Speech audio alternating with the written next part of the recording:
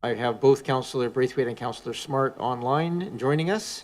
As we call the meeting to order, we'd just like to acknowledge that we gather and hold these meetings in the traditional territories of the Coast and Strait Salish peoples, specifically the Lekwungen people known today as the Songhees and Esquimalt or Kasapsum nations, and just that their connections to these lands continue to this day.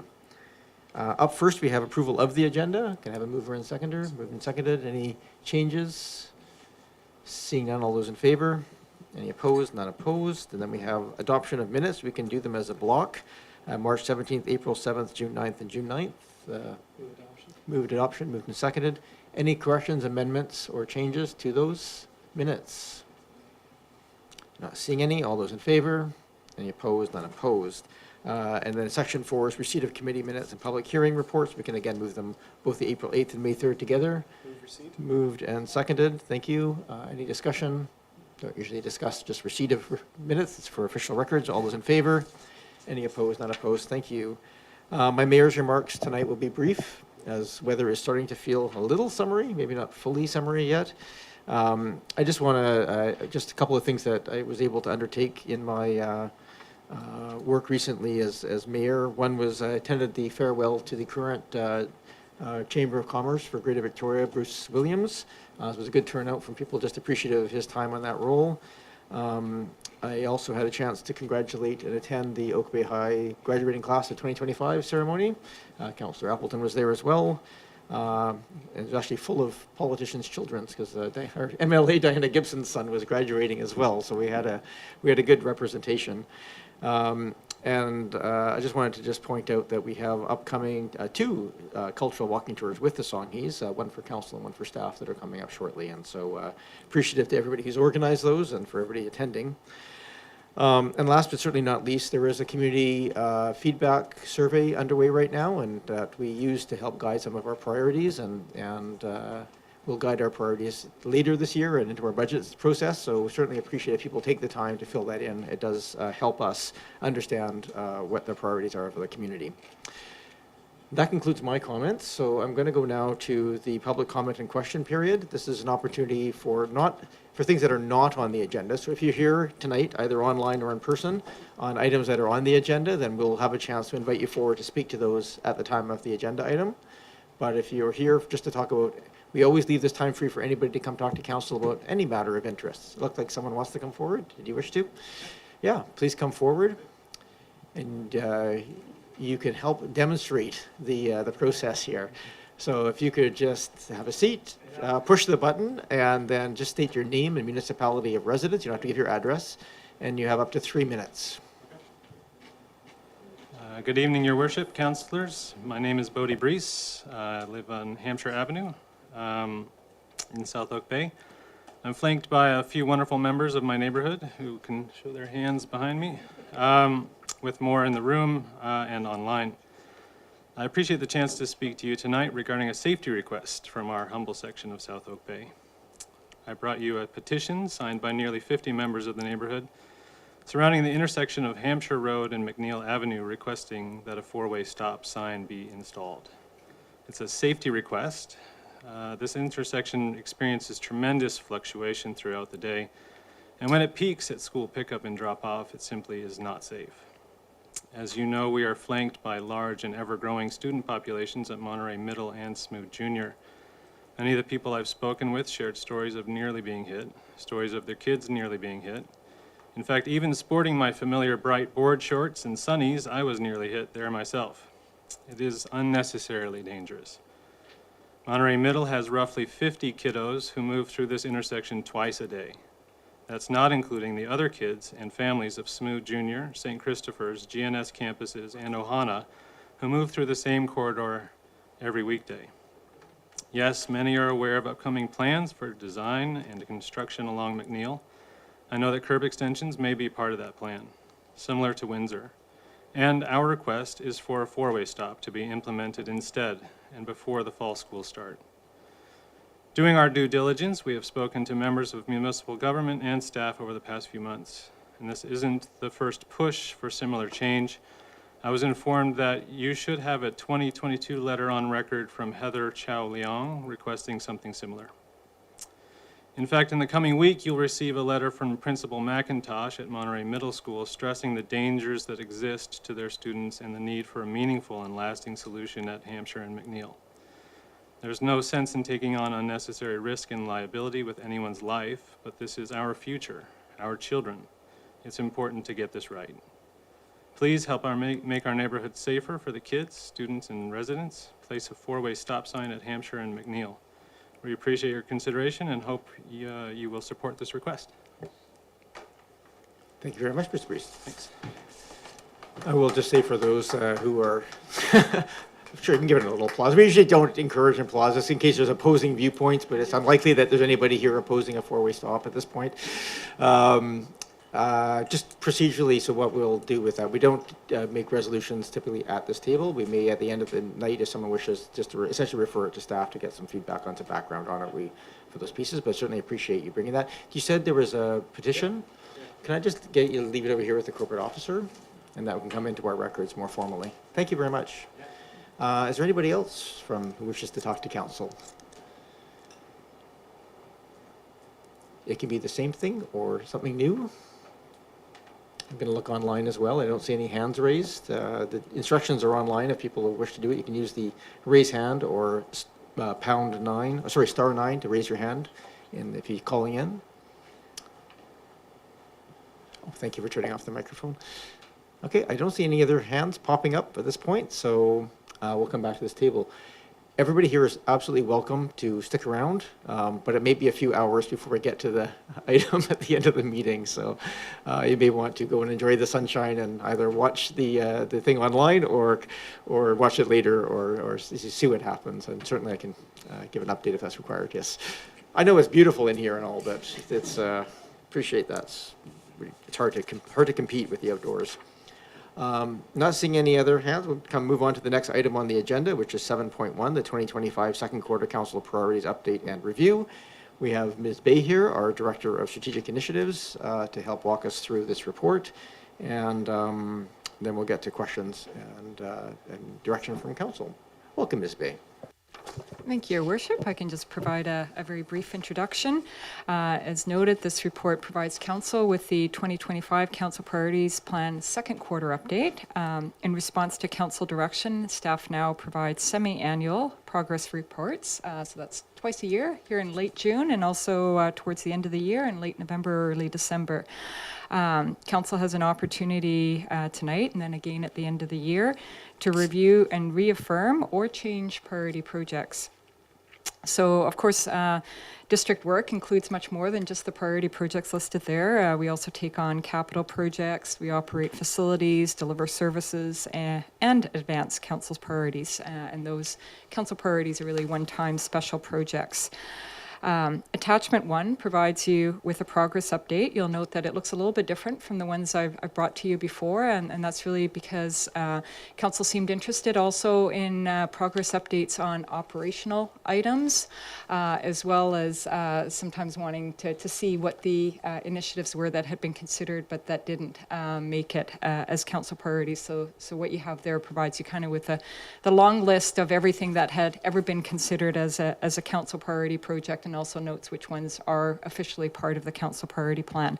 And it's those that are officially part of the Council Priority Plan that we really focus this update on.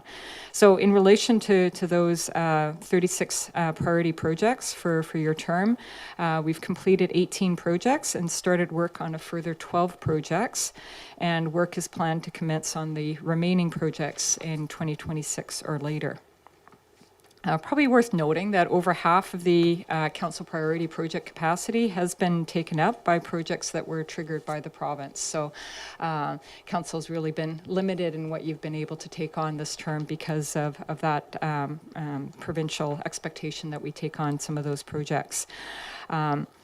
So there's those projects, and then there's also attachment 2 provides project options analyses for 4 potential additional council priority projects. So those are 3 of them are ones that you previously asked for project backgrounders on.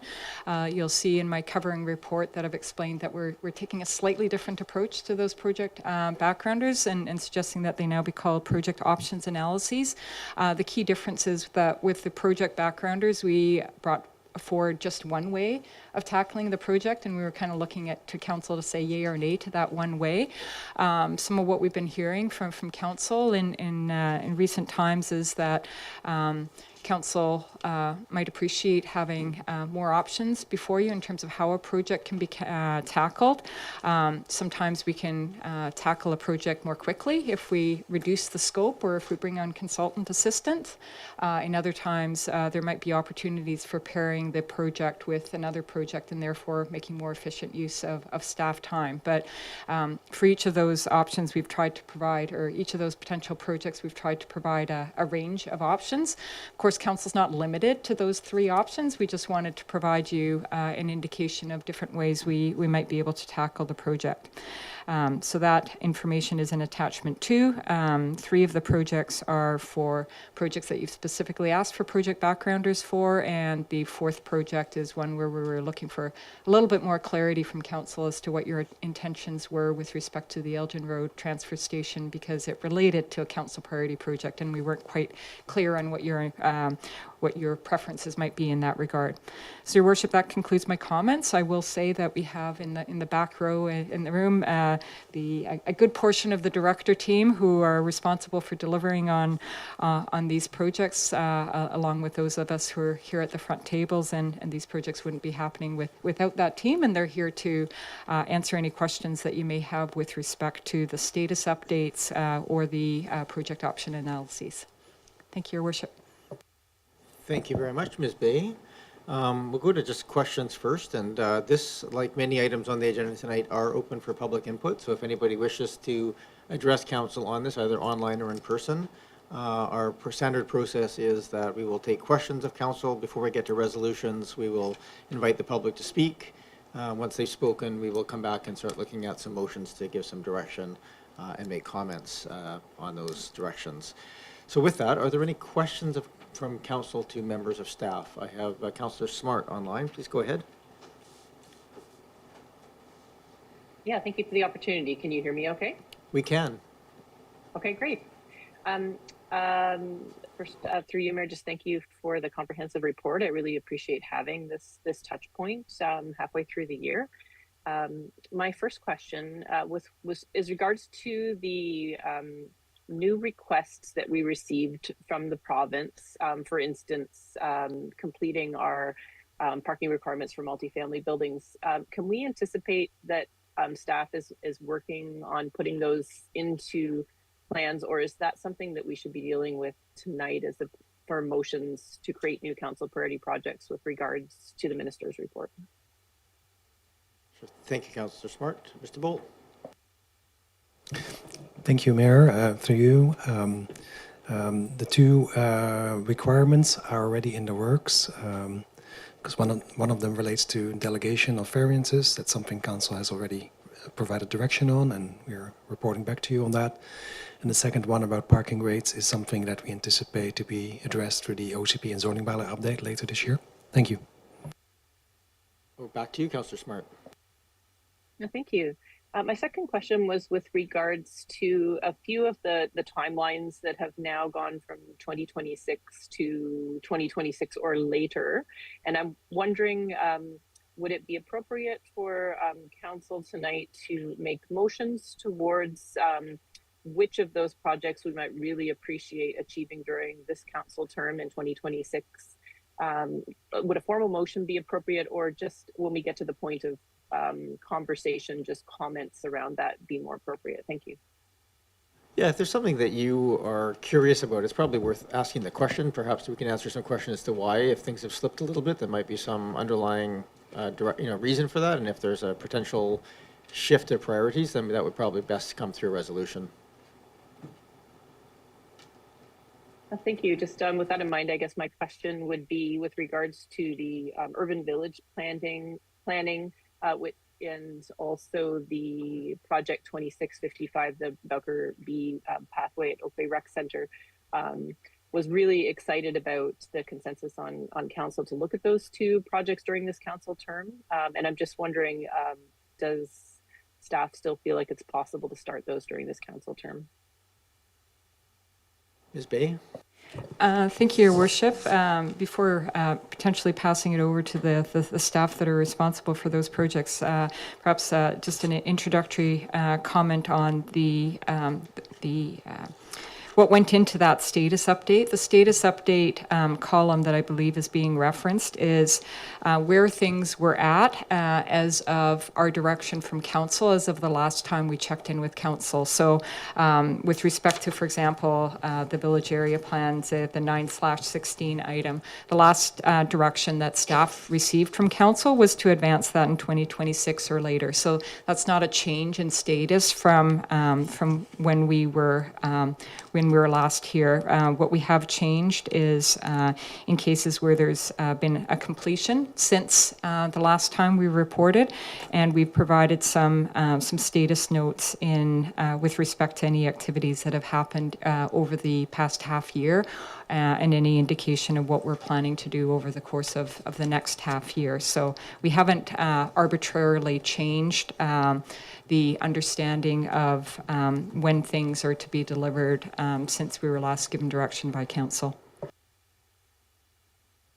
Thank you for that clarification, Ms. Bay. Councillor Smart. Well, thank you for that. My next question was with regards to Project 32 and the life transit passes. And I really appreciate getting a little bit of an update about staff looking at potentially working with community groups. And my question was just with regards to timeline, just thinking about students and wanting transit passes for September. Does staff feel like if they don't succeed in working with community groups to fund those, that they would be able to come to council with an ask to fund them at the council table prior to September? Thank you. We have Mr. Rennick here to answer questions, so I'll hand it over to Mr. Rennick. Welcome, Mr. Rennick. And for those in the audience, Mr. Rennick is our Director of Engineering and Public Works. Welcome. Thank you very much, Mayor. Through you. As the update states, we have been trying to find an avenue through partnerships with nonprofits, and if it is the will of council to have us return with options and seeking a decision point from council ahead of the school year starting in September, I think that would perhaps be best done through a motion. Thank you. Thank you. Councillor Smart, is there any other follow-up question on that one item? If not, I might just take advantage of Mr. Rennick being here to do a follow-up on that same topic. Yeah, that's fine. You can go ahead. Sure. So, Mr. Rennick, I just curious in the sort of research that's been done so far. I know that the BC Transit has their own low-income transit pass models and so forth. Are we clear in understanding what the differentiator would be between what we're looking at versus what BC Transit offers directly?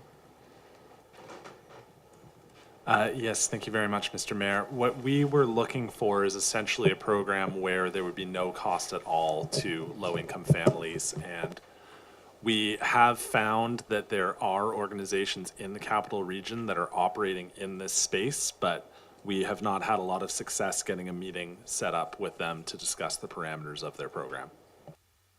For that. Please continue, Councillor Smart, if you have any other questions. That's all my questions. Thank you so much. All right, thank you. Looking around the room here, are there other members of council who have questions? Councillor Patterson.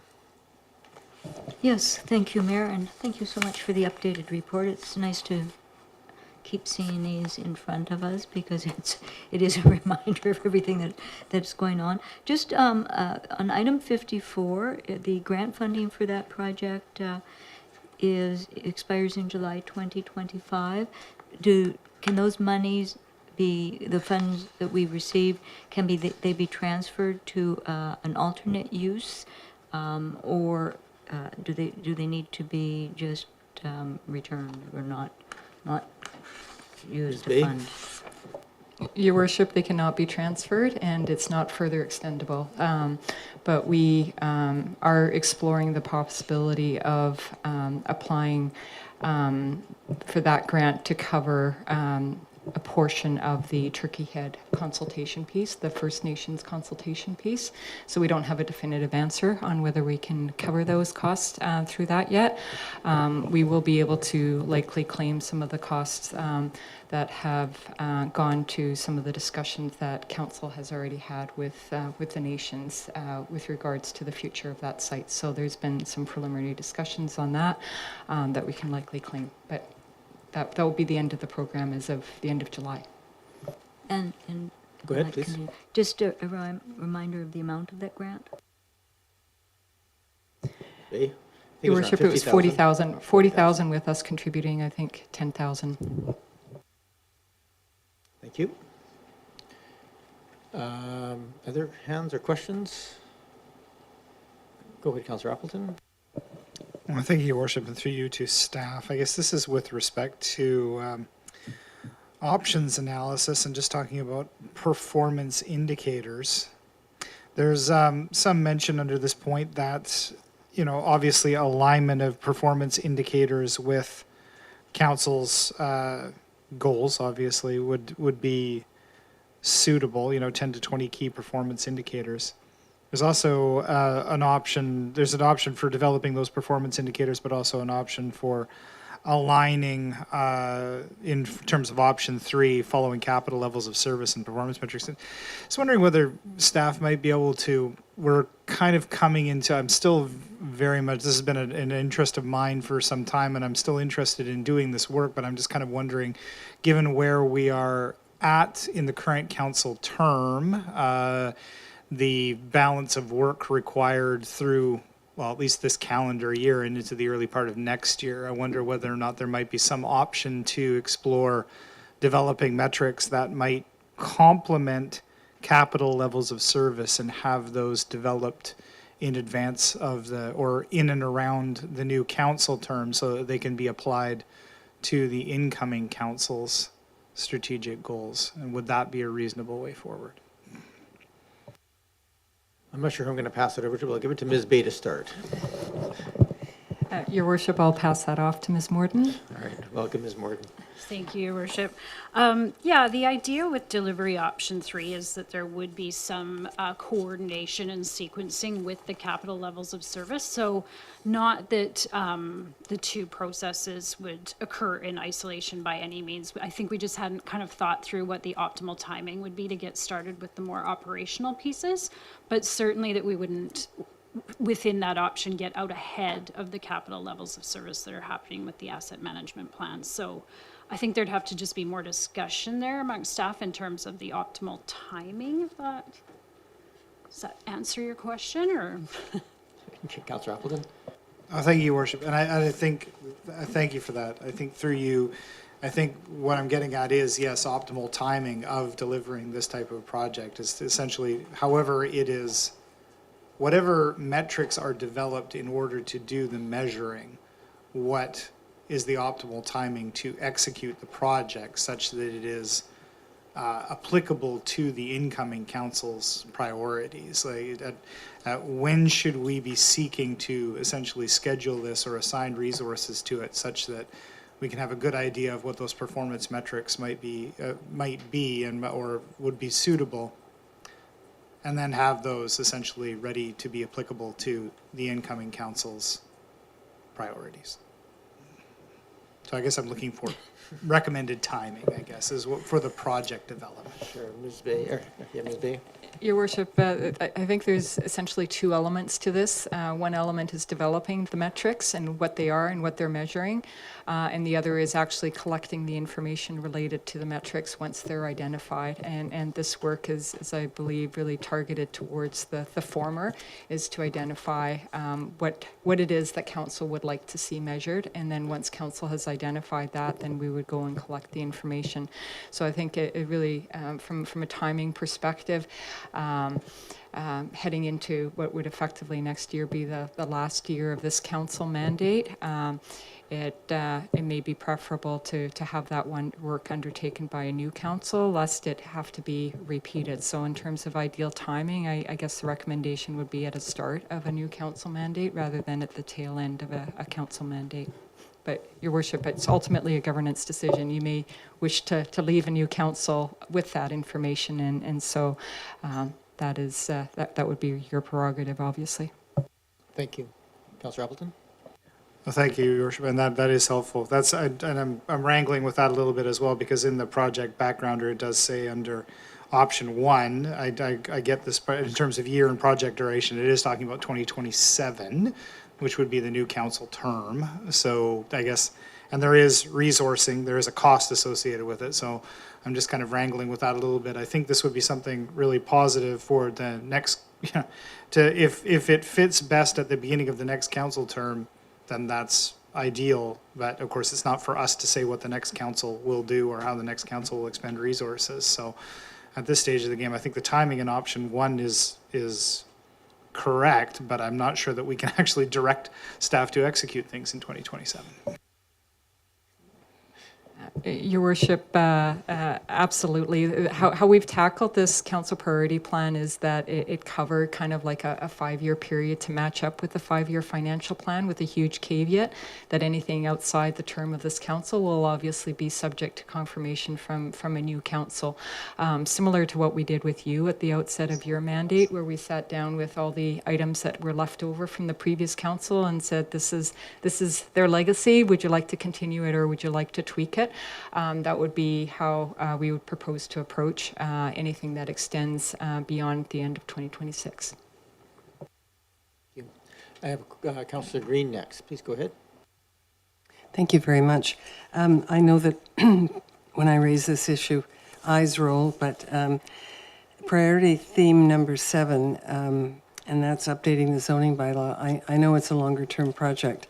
I also know that it's not part of a priority plan. However, given the pressure for density now in this community and the overwhelming demand to build, I think it has become a much greater, more urgent priority than it was 2 or 3 years ago. So I guess I'm raising it again as one for consideration. I do believe that zoning bylaw, I was hoping the province would push us in that direction. And whether they have or not, I don't know. And Mr. Bowl, I look to you for guidance here, but I'll raise it again. I think it's a critical piece of work, and I think the sooner the better. I do believe Oak Bay is vulnerable at the moment in some ways, because some of our zoning bylaw is outdated or not applicable, and we need to sort of bring it up to speed.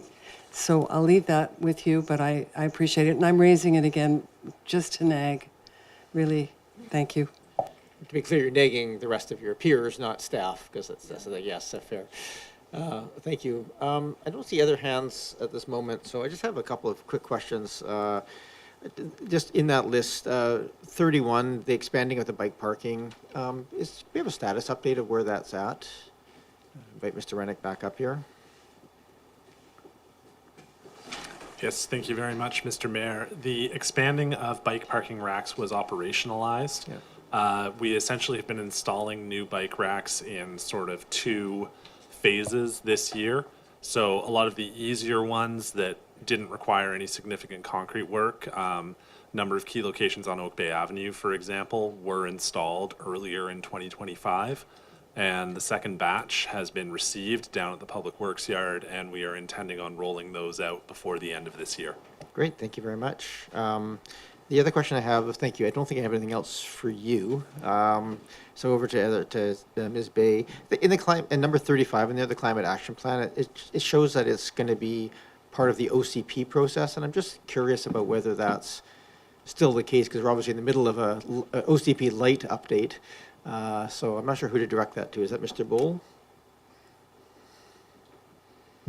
Thank you, Mayor. Maybe to clarify, what is referenced in the table is a small portion of climate action planning, the part that fits with the OCP and looks at higher level goal setting. So that part is included in the OCP update, but the actual community climate action plan is still following, and we are starting that up this year. Thank you. Thank you very much. And my last question related to the list of sort of priorities and options. We have you know, the redevelopment of the marina in a couple of areas. One is the options analysis, and one is consultation piece of it. And I'm just wondering, is there the option number or 52 shows as the options analysis, and that shows as completed. And then there's the under Truth and Reconciliation is the consultation process. And I'm just in my mind of sort of having something to track the overall project, because obviously consultation is there to guide the larger project. Is there anything on that list that's still sort of showing it as an active project that's still being tracked towards completion eventually of a new lease and redevelopment plan? Ms. Bay? Thank you, Your Worship. That item 52, the undertake options analysis, was encompassed the financial and technical analysis completed by Colliers and last year, and Council deemed that part of it complete in December of 2024. In terms of the project that comes after the consultation, we don't know what that project is yet in terms of its scope or its timing. So at this point, it's not a council priority, but once that consultation process is complete and we know a little bit more about what is to come next, then I would anticipate that that would be a candidate for another council priority project, because whatever it is likely to consume a significant amount of staff time and resources, and we would be seeking council's direction as to how you wanted to move forward with that. So because it's not yet quantified, it's not yet identified as a project, but I'd anticipate that it would be in the future. So it's in a similar status to, say, the emergency building, emergency services building sort of thing. We know it's coming, but it's not part of the list yet. Okay, I accept that. And I don't really have any other questions here, I don't think. Okay, no, I'm good in terms of my questions. I don't see any other hands from questions. I'm going to go to the members of the public. Are there any members of the public who wish to talk to council about this council priorities, the update, review, options analysis, or other aspects of this report? In the room here, I'll invite people to come forward if you wish, but also online. I'm anticipating massive runs of people towards this. Okay, I'm going to come back to this table then. So at this point, the only direction, in this report, obviously, because we're setting the priorities, so we can receive this report.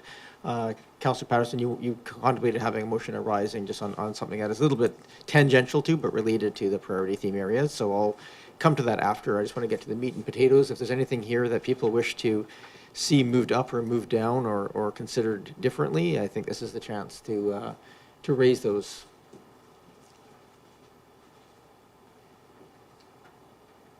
Not seeing a streak of hands popping up. I do recognize that Councillor Smart had indicated she may want to do something, but I'll go ahead, Councillor Smart.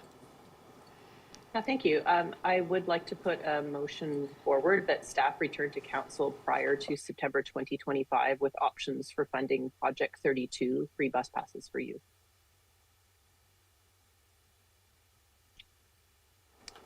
Okay, so motion, so this is just give people a chance to have a quick look at the options piece here. So giving a bit more direction in terms of timelines. So you would like that return by September 2022? 2025, sorry? Prior to September 2025. Okay, we don't meet in August, so it makes it a little bit difficult to have a meeting there, but maybe I'll just go to staff just really quickly just to make sure I'm clear on that, because my immediate spidey sense says that might be hard to do, but go ahead, Ms. Williams. Thank you, Your Worship. You actually spoke to what I was going to speak to. We don't meet in August, which means it would have to come back by the end of July, and we're just not able to meet that timeline. Perhaps if Councillor Smart is amenable to having it come back in the fall of 2025, we might be able to manage that one. Just so I'm absolutely clear in terms of what you're asking for to come back, Councillor Smart, you're looking for options for free bus passes, is that right?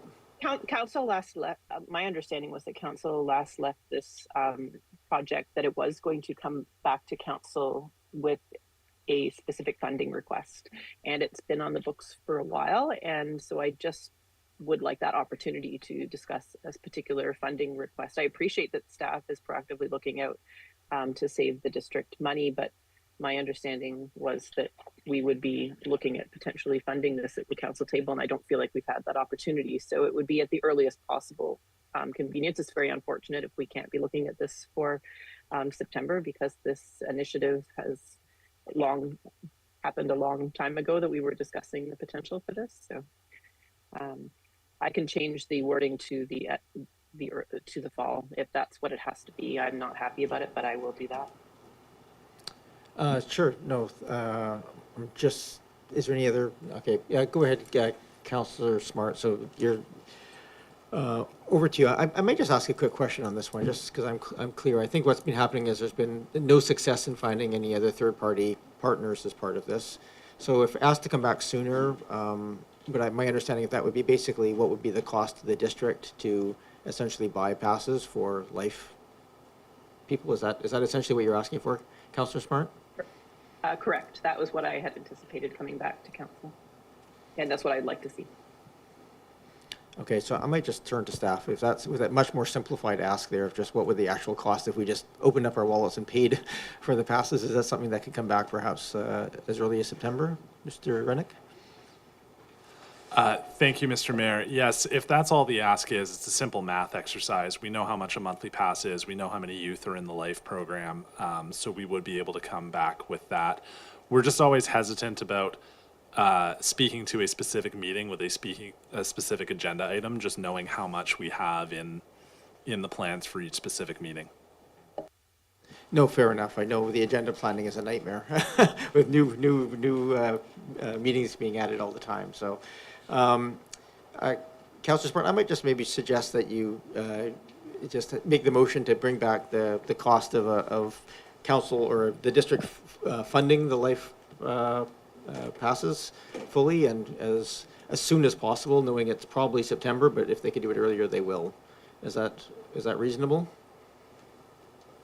Yes, I can amend the motion that staff return to council as soon as possible with options for funding Project 32 free bus passes for you. Thank you. Is there a seconder for that? Moved and seconded.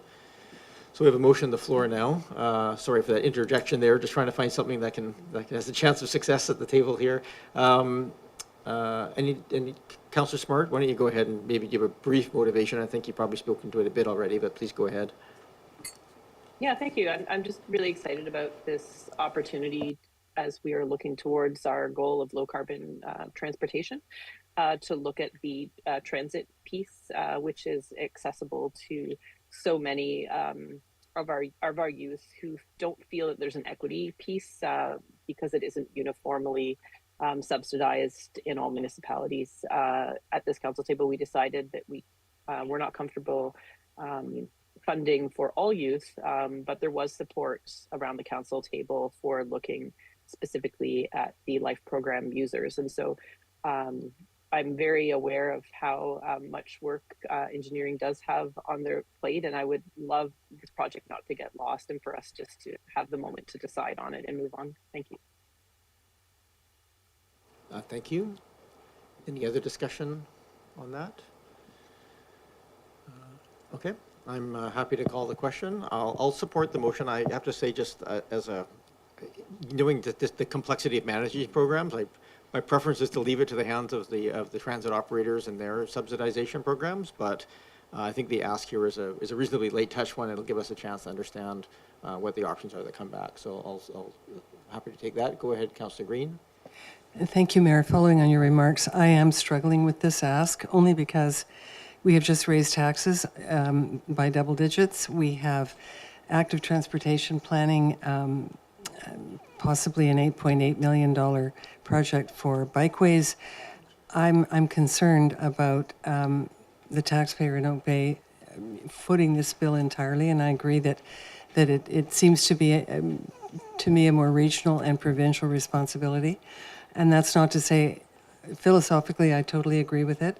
But I'm struggling with the idea that we would fund this alone. Thank you. Thank you very much. I'm going to call the question on the motion. Real clear what the motion is. It's essentially advance what the cost would be to directly fund the life passes for life students. Go ahead, Councillor Patterson. Yes, thank you, Mayor. And just for clarification on that, this is to obtain the cost so that we would have the knowledge of what the cost would be. Correct. And at that point in time, we would be making a final decision one way or another. Correct.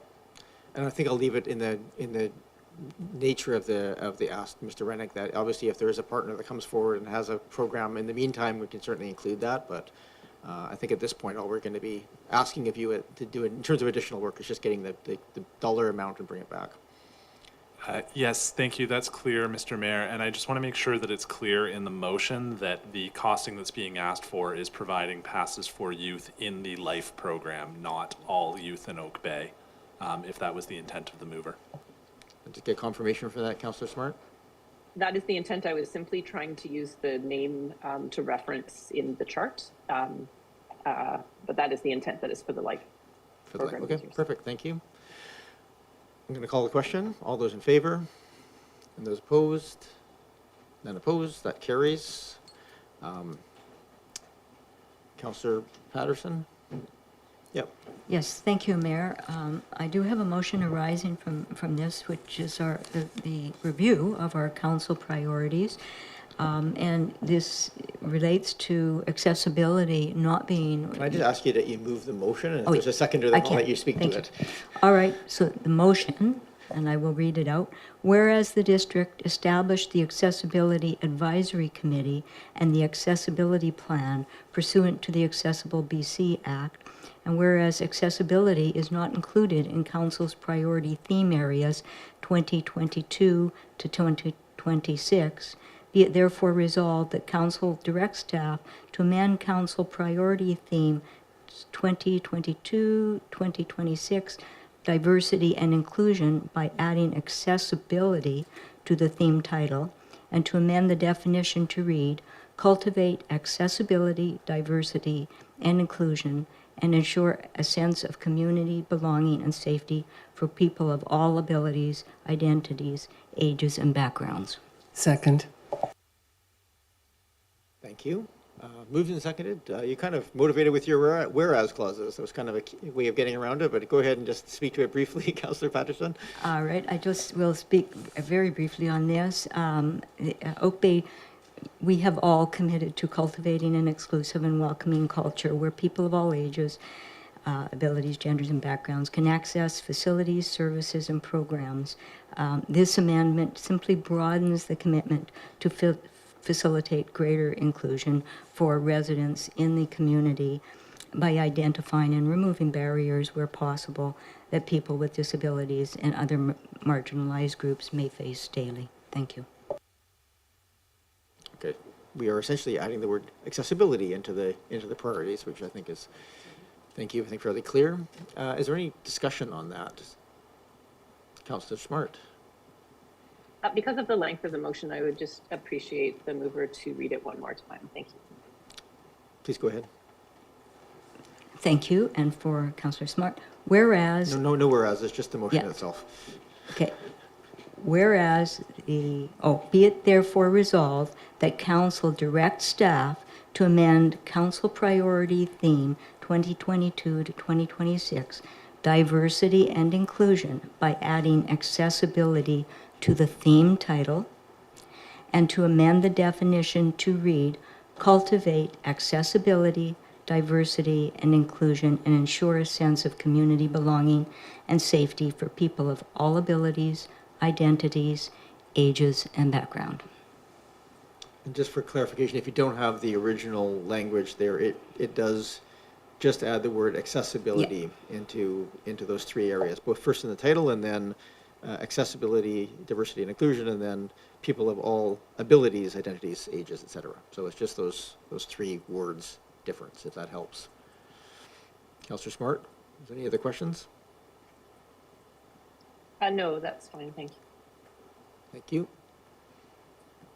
Don't see any other people wishing to speak to this, so before I call the question, I'm just going to speak in favor. I think it's actually interesting that we have spent a lot of time on accessibility and pedestrian safety and all kinds of things, including the request tonight for improved sidewalks and crosswalks and things. And so it actually makes a lot of sense to have that language to my mind, in the title of those pieces as well. So All right, I'm going to call the question. All those in favor? Any opposed? None opposed. That carries. Any other pieces? So go ahead, Councillor Appleton. Thank you, Your Worship. I think I'm going to call Mr. Rennick back up here again. We'll get you your exercise for the night. Just with respect to item project 24/55, the walkway design at Oak Bay Rec. I don't think that, like, because this when it came before council, I'm not sure it had the full project background or associated with it. So in terms of what the next step is for 26/55, do we need to provide direction for staff to scope the work that is required to undertake the parking study and preliminary creek walkway design? Do we know what the scope of that is and understand what the resourcing needs are for it? So, because I'm wondering if we ask, if a motion was to be brought forward to expedite or to schedule, put this on a particular schedule, do we understand the resource implications of doing the work to undertake the study and preliminary creek walkway design such that we can evaluate how that fits in with current work plan and how appropriate that might be? So I'm just wondering, is there a missing piece here? Do we need to direct a certain amount of time be allocated to do the preliminary work? Or are we looking at scheduling the next phase of the project? I'm not sure whether that's clear, but just ask. We'll try it. Mr. Rennick? Thank you, Mr. Mayor. I was under the impression that there was a project backgrounder for this project. However, and Ms. Bay is nodding at me. She has a much better memory than I do. So the work of actually allowing council to see what the cost, timeline, and resource implications of advancing this project would be has already been completed because there is already a backgrounder for this project. Councillor Appleton, does that fully answer your question? Does, Your Worship. I guess I would just need to reference that. I would need to return to that backgrounder to evaluate whether or not all the backgrounders obviously are included, and that's understandable. But I would have to return back to that to decide whether or not it was appropriate to bring forward a motion to expedite or otherwise schedule this item. So, thank you. Thank you. I don't see any other hands, so I might, before I go to a motion just to receive the balance of this, I just, maybe a couple of quick questions, maybe to Mr. Bowl, I think in this case. There's two sort of kind of related priorities that have been essentially sort of waiting until there's some staff availability. One is 58, which is the property maintenance. Requested to add a property maintenance requirement bylaw or good neighbor bylaw, and then a number 82, which is the heritage maintenance bylaw. And there's a couple of examples, I think, of heritage designated buildings that are not being maintained and are at risk. And there's certainly a couple of derelict houses that have numerous complaints from neighbors against them. And I'm just curious, it's still sort of sitting, I think, in 2026 as the timeline. Is there any mechanism here by which we might just make sure we flag those so that if there's some availability of time, that those are, maybe if there's an external consultant or something, because they're sort of standalone pieces, that we could bump them up if there was some availability of resources, as soon as possible, recognizing we can't supersede the OCP and other things that are absolutely critical.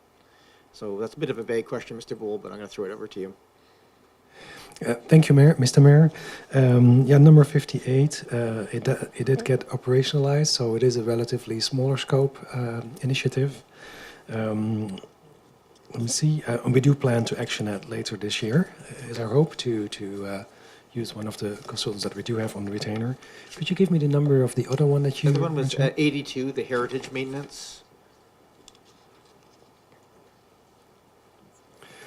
I see, yeah, thank you. And that's indeed still a council priority project at this stage, and for that reason scheduled for next year.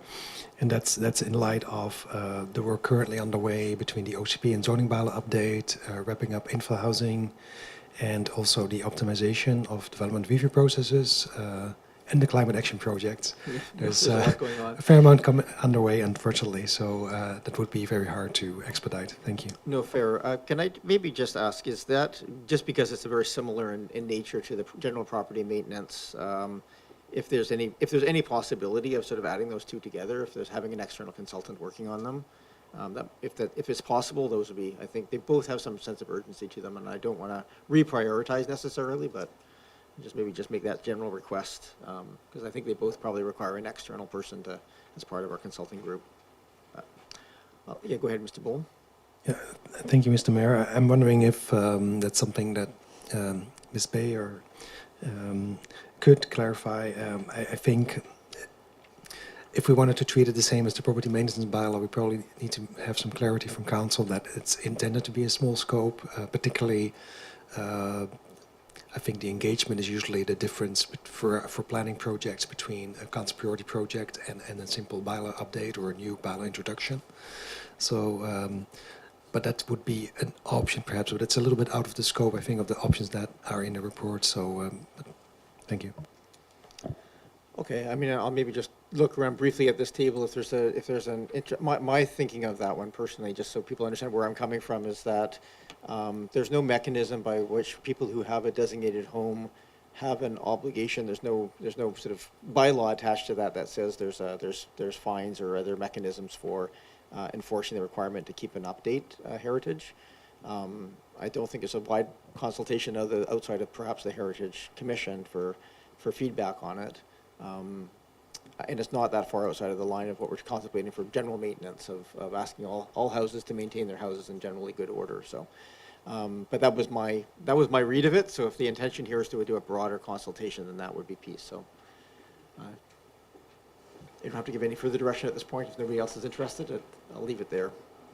Not seeing a lot of other hands, so we'll leave that with staff if that's to deal with that as they see fit. Okay, I think at this point, not seeing any other items being raised, I would seek a motion to receive the report. Moved and seconded. Any other discussion? All those in favor? Any opposed? Not opposed? Still lots of work going on here. Thank you very much to staff and Ms. Bay for that report. I now move to item, oh, sorry, Councillor Smart. Yeah, I was hoping to bring forward motions for the 3 new projects that were included in this report. Oh, absolutely. Sorry, assuming that we were doing that as a separate piece next. Yeah. We'll do them all at the same time. All we've done here at this point is done the receive of the report, so it's still open for other motions. So go ahead, Councillor Smart. No, thank you. I would like to first put forward that staff be directed to proceed with Project 88 infill housing recommendations using approach number 1. I'll just give everybody a chance to pull that up on the thing. In the report, it's page 16 of 25, or starts there. There's 4 pages. And there's 2 pieces here. There are table 2, which is the aspects of the report that were seen as shorter term, and there was table 3, which had aspects that had more staff implications and were flagged for later consideration, and both of those were moved to the consideration of council priorities. So just kind of, can I just get some clarification of what it is that you're looking for? Again, so you said delivery option 1. So just my table 2. understanding in reading the report was with these 3 new works that staff was looking for direction on whether to proceed, whether to delay, or whether to not do the project, and they were looking to know which option from each project backgrounder. So that was my understanding in reading the report of how to proceed, but if I'm perhaps not aligned with what was anticipated, please let me know. No, I think a motion is totally in order here if you wish to advance a specific option for one of those. So you're suggesting option 2, is that what you suggested? I suggested option 1. Option 1, sorry. And I can motivate for that if it was seconded. Yeah, so just want to make sure everybody had a chance to see. So we have, the motion right now is delivery option 1 to go forth and draft zoning bylaw amendments on the remainder of table 2. It's a little awkward because we don't have the table 2 as part of the report, but I think people can have a chance of looking at that back in the November report if they wish to. Is there a seconder? I'll go there first. Moved and seconded. Thank you. Yeah, go ahead, Councillor Smart. You feel free to motivate. Yeah, thank you. Looking at the various different options, I do feel like this is a very important piece of work, and it was specifically mentioned too by the housing minister. I feel like this option is the least expensive, the most time efficient, and doesn't risk provincially mandated requirement not being met time-wise. So those are all items that I took from the report review. Thank you. Okay, thank you. Councillor Appleton, you seconded? Thank you, Your Worship. I'll be brief. Just that I support this option because it's consistent with my previous comments in terms of the table of components that were presented to council previously. I was certainly in favor of them going forward at that time. So if we have the ability to do it now concurrently with the other work underway, then I would suggest I support that option. Thank you. All right, thank you. Anybody else wish to speak to this? I'm happy to speak briefly. My personal preference is, and I do think we do need to bring these back and have a conversation about them. There's a lot of pieces here. It does substantially change, you know, everything from increasing maximum height for principal buildings to minimizing overlook. We've done some of these things in separate ways. Verandas, private space for secondary dwelling units, definitions for dormers, but probably primarily here, which had the most back and forth, was the second story setback discussion that we've had, would change that as well. So I think from my perspective, I do want this to come back and us to have a meaningful discussion about these. I think they're really an important aspect of how we're going to tweak, but I don't feel comfortable advancing them as a block here when there's so much nuance to some of these pieces attached. So I'm not going to support that motion to just advance it at this point, although I fully support bringing these back for considerate determination as we go forward. Councillor Braithwaite, I see your hand up. Thanks, Mayor. Yeah, I was just actually looking back and rereading the different options, and I would be in full agreement with you that I would much rather have a more fulsome discussion about this at our next opportunity, at our next strategic planning meeting. So I'll also be voting against it. Thank you. Any other discussion? Councillor Green? I appreciate the motion, but I too will be not supporting it at this stage, given that we have not had a full discussion, and in fact I was absent for a lot of the discussion around some of these issues earlier in the spring. So I would very much appreciate a discussion with my colleagues in more depth before advancing. Thank you. I'm just, Councillor Patterson? Thank you, Mayor. Yeah, I'm just looking at the table and kind of remembering where we were back then, and there are a lot of sort of nuanced elements to these additions, to the work that we've already done, and the work, you know, in consideration certainly of what the staff report here says, that the rationale for keeping the project separate is to not risk the delay of the other getting completed by year end, and not further confusing the public, because we've done a lot of that. So I won't support this at this time. I do agree with Councillor Smart that there's still, these are important things that we need to undertake review of, but I think that I don't want to advance it right now. Thank you. I might, just hearing around the table, this probably doesn't have support to be just sort of approved tonight, but I do also hear that I think it's, we're almost a year in now into the new bylaws. We're starting to see some of the buildings that are getting built under the bylaws. We're starting to see some of the, I'm sure staff are getting some feedback in terms of what's working and what's not. We've had a couple of variance requests. We've had a couple of different things. So I'm just wondering if this does fail, and it sounds like it probably will based on the comments so far. Is this still intention to come back to council? There's table 2 and table 3 here. Obviously, there's quite a few aspects of this that are, I think, really need to be looked at from aspects of that, which targeting things like the trees and protecting of trees and stuff.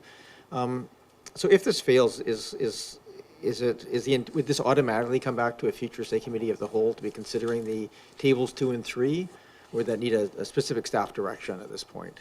Because we essentially, as I recall, set these aside for the future, but didn't give a specific date. So, Mr. Bull, perhaps you could just so I understand what the process would be here if this motion fails.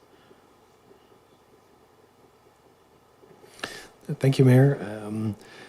Yeah, at this point, Council picked a number of these items in November, and we're working on those and getting those back shortly to you.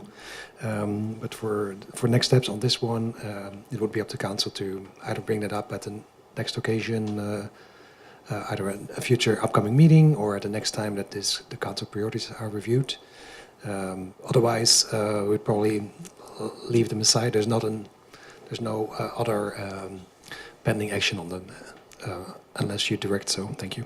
Okay, so if this does fail, I might make a suggestion that we give some direction to bring these back to a council meeting perhaps in early next year after the OCP is completed, and we can start looking at some of these in the context of how things have been working. Councillor Smart? Yeah, no, I would just point out if this motion fails, that staff have kindly sort of pre-wrote the three possible motions that can be made for each one of these. So perhaps one of those who potentially doesn't vote in favor could put forward one of the other motions, which would be to delay or to abandon the project. Thanks.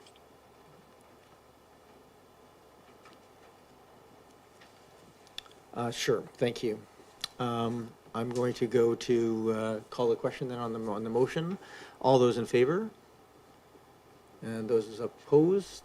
I have Councillor Braithwaite, Green, Patterson, and myself opposed. So that fails. I'm just reading through this. So again, there's no, it says bring forward the following remaining recommendations from table 2. So is that everything that wasn't previously passed? I'm trying to make sure I understand what is. Yeah, I'm just trying to make sure I understand the pieces, because I think it was noted there's some things that have advanced within that table 2, but many things that haven't. And so perhaps you can just maybe, Mr. Bold, just a really quick update in terms of where those, are the things sitting at third reading and not adopted yet because we're waiting for this, or are they, I'm just curious as to where they're sitting right now. Thank you, Mayor. And this is about the items that were selected last fall. Do I understand that correctly? I'm just, the language in here is talking to the remaining table 2 recommendations. And so I'm just trying to make sure I'm clear about what those are. Are those ones that we've, you know, my understanding of that was those are the ones that we did not advance. So we had advanced things like the overlook and the setbacks of accessory dwelling units, and there were some that we didn't, and that's what I was looking at, the remaining. So I just want to make sure we're very clear here about what the options are. Is the language here referring to the items that were not advanced and are still sitting in that table? Thank you, Mayor. That's correct. Yes. Okay. So all three options here essentially are options to, yeah, so there's really only those 2 options, and they both advance all of the things in table 2. So if we want to have this come back for discussion, then it needs a separate motion to refer the matter back to a future committee of the whole or council meeting. I do think there is a need to talk about these, and I think we need to consider the impacts of the current zoning and changes that may or may not be worthwhile. So I might suggest to council that we have a motion just to refer the remaining items in table 2 and table 3 to come back to a council meeting probably early 2026. I think we have to finish the OCP first for consideration. That'd be my recommendation, but I'll seek council's direction on what they would like to do. Councillor Smart, you have your hand raised. Yeah, I just wanted to indicate an interest to actually have the vote and then deal with the other 2 council backgrounders. Thank you. Yes, I appreciate that. We've had the vote on the motion. That failed. So I'm just seeking if there's another direction of council that can, because what I heard from staff is if we just leave it here, essentially it just sits forever in limbo. There's no, it will not come back to council, and I think there's an interest here of having these items returned to council. So I've just, Ms. Bay. Thank you, Your Worship. The report sets out a number of options for how council can deal with each of the items in the project options analyses. You could choose to direct us not to proceed with the project at all, or if you want to see it again, you could ask us to bring it back at year end as part of the next council priority projects review, or you could ask to have it put on the long list, in which case it doesn't completely go away because you regularly review the items on the long list just as you're doing today, or alternatively, if council wishes, and that's not an option that's set out here, but of course it's always an option for council to ask for the report to come back, or an item to come back for your consideration at a committee of the whole for further discussion just on that one topic. Yeah, thank you. So I'll seek direction from council. I think I've spoken. I think it's worth us bringing it back. I think this council should consider the impacts of the changes and any potential changes before the term ends, but I think probably after the OCP is completed. So that's my personal recommendation, to come back to a committee of the whole in the new year. But as noted, if this option 2 is basically bundles this all up to a zoning bylaw amendments for some time in the future, which we don't have a timeline for. Councillor Braithwaite, I see your hand up and nobody else, so go ahead. Yeah, I would make the motion as you have suggested, Mayor. The motion to refer the table 2 and remaining table 2 and table 3 to a future committee of the whole for discussion. Yeah. Is there a seconder? Moved and seconded. And before I go too far into that path, I just want to go over to Ms. Bayer, Mr. Bowl, and just make sure that that makes sense, that there's a understanding that it'll be after we complete the OCP pieces, and that it'll come back with essentially a previous report and to the committee of the whole for consideration of those other options on those 2 lists. Is that fairly clear? Okay. Any discussion on that? Councillor Appleton? Thank you, Your Worship. So I'll support the motion that's here primarily because it's come as a bit of a surprise to me that there wasn't a scheduled revisit of that section of that. It was my understanding that those remaining pieces would in fact return as part of the zoning/OCP discussion. So I'm glad that we identified I was not aware of that, so I'm glad that we identified that we needed to direct that touch point. So I certainly think that we need it.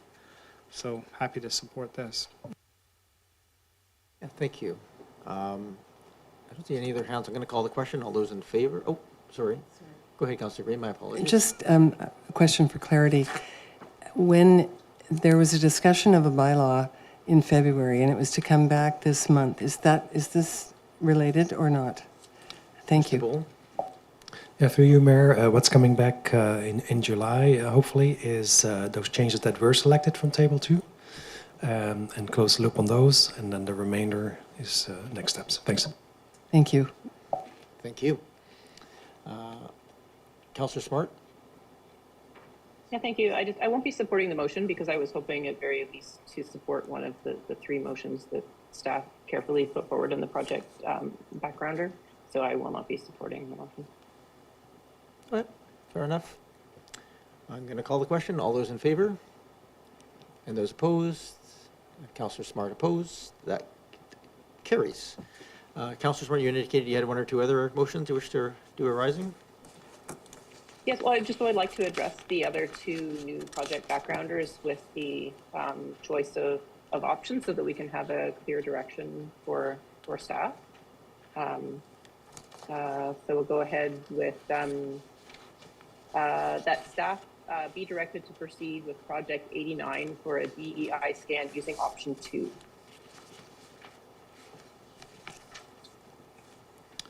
Okay, thank you. I'm going to give everybody a chance just to go and have a quick look at option 2 so they're familiar with the those pieces.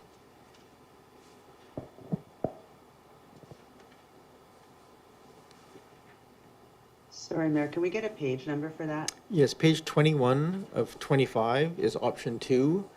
20 of 25 is the project background or beginning.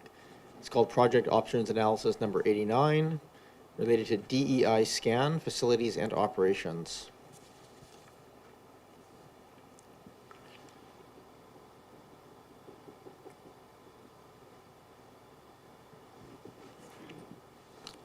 So it's moved. Is there a seconder for that?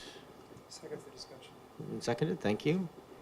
Well, I think people are maybe having a read through this. Go ahead, Councillor Smart, for your, you can motivate to your motion. Yeah, thank you. I really appreciated the new and very much improved approach that staff have taken to providing us with various options to consider on these project backgrounders. So I'm really appreciating the new approach. And this one was the one that I felt most aligned with for the intention of the project moving forward. Thank you. Anybody else wish to speak to the motion? I just want to make sure people have a chance to read through it because no one memorized all of the options for all of the options analysis here. Sorry, So Mayor. go Can I ahead, ask- Councillor Braithwaite. Can I ask to have the motion read again, please? Yeah, the motion is to advance delivery option 2 within that options analysis on page 21 of 25.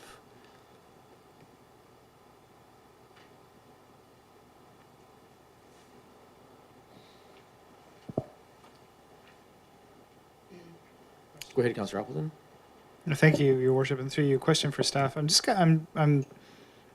kind of, upon reviewing the different options, I was kind of, I'm not seeing the fundamental, sort of the significant difference between option 1 and option 2. I see the differences in option 3, but like fundamentally, how was the rollout? Like, I guess it's just basically the staff engagement piece, or it just implies a lot more immediate staff engagement because there's alignment with the HR plan. But can staff kind of speak to some of the fundamental differences between option 1 and option 2 in terms of staff implications? Sure. I'm not sure who's going to pass that over to. We don't have the HR director here, but Ms. Bay, do you want to have a go? At a high level, one is a scan, so it's not making changes, and option 2 is doing more aligning, so basically putting on hold the accessibility work to a degree, and then doing the DEI work on that piece, as I read that. But Ms. Bay? Your Worship, without the HR director here, I'm loath to comment on her behalf. Off of the printed material here, then. Oh, yes. Go ahead, Ms. Plouffe. Thank you, Mayor Murdoch. So, as Council has previously directed, there is an accessibility implementation plan and feasibility study that will be coming back to Council, and these 4 items were identified in the accessibility plan as recommendations for HR. So option 3 is more proactive approach, going out and training and setting up the organization for success. This one would line up with some already identified HR initiatives, but it wouldn't do a broader scan of the DEI. I don't believe that was the intent. Okay. Councillor Green? Thank you. Just following on that, thank you very much, Ms. Plouffe and staff. Just following along, we just included accessibility as an important part of the work that we're doing. I guess the project risks for this option concern me, that it would be paused. It appears in option 2, if I'm reading it correctly. And so project risks are important, I think, in this particular area. So that's my biggest concern. Thank you. Can staff address that at all, or is that just as is in the report? Just the risk here shows that the accessibility recommendations would be on pause until after the scan was completed. But there's nobody else here to comment on that. Oh, Ms. Plouffe is acknowledging that is correct, so, okay. Councillor, looking for any first-time speakers, Councillor Smart? Yeah, I was just going to comment, I guess, a little bit further on of the 3 options, why I really appreciated this one. It was actually that it would really be working, my understanding in reading the report is that it really would be working in conjunction with what was already brought forward as an action plan for the accessibility committee brought forward. So it really felt like it was working with the other work that was being done, and it was also very action oriented, and it wasn't making the scope so large that it wouldn't be achieved. So it was the coordination with the existing plan that we have and using that as well as making it very action oriented. Thanks. Okay, thank you. I'm looking around the table here for other comments. Councillor Braithwaite, we've lost your video feed. I hope you're still around. Okay, if I don't see any other hands, I'm just in terms of the motion on the floor, I always think if people are going to vote against something, they should. I'm not supporting this. I appreciate there are multiple options here, but these are all options analysis for net new projects being added on to staff. And with 75 hours of work on this and costs, I think the question for me is this the highest priority to redirect limited staff resources at this time? And I have a hard time saying, yes, this is the right project at this time. Because I think all of these are here because we said we're interested in these, but we need some more information about how much cost it'll have and how much impact it'll have. And I think our default on these asks is typically no, unless there's a compelling urgency for it. And as much as this is all important work, that level of urgency I don't see. So I just, for this one, this suite of options, I'm not going to support. I just, that's sort of where I'm sitting at right now in terms of the priorities, but I fully respect everybody else's may have different thoughts on that. Councillor Braithwaite and then Smart, and then I think I'll call the question. Go ahead. Thanks, Mayor. And so do we have I mean, you brought up some good points. So do we have an estimation from staff on the level of, or the amount of work that it would increase to have to do this at this time? Right, I think we just have within the piece here that it's about an estimated cost of $25,000 for one-time / operational cost. The funding would have to come out of surplus. That's the only place we have for it. And the estimated staff hours is 75 hours, not including implementation of recommendations that come from it. That's what we have in the report. Okay, thank you. I'm struggling with this one as well, so thank you. And I'll go back to Councillor Smart for a third time. Yeah, thank you. I appreciate it. I just want to point out that this council did decide to have a priority for diversity and inclusion, which until today did not include accessibility. And we have yet to really do a substantial or notable project for diversity and inclusion. And 75 hours and the $25,000 cost, considering it's one of council's key priorities, and we have yet to address it during our council term. And if we don't start working towards it now, we won't address diversity and inclusion during this council term. I feel like this is a very affordable way of just layering this work on top of the amazing work that we have already done through our accessibility committee, which we were mandated to do. So that work in itself, while wonderful, was not something that was particularly above and beyond that this council is doing, whereas this really recognizes a need in our community to express our ability to really look at diversity and inclusion. So I feel like this is a really important moment for us to just express that we didn't just put those words on a piece of paper, and that we actually during this council term want to address inclusion and diversity. Thank you. Any other comments? Councillor Patterson for the first time, and then Councillor Green. Yes, thank you, Mayor. I agree with Councillor Smart that this is important.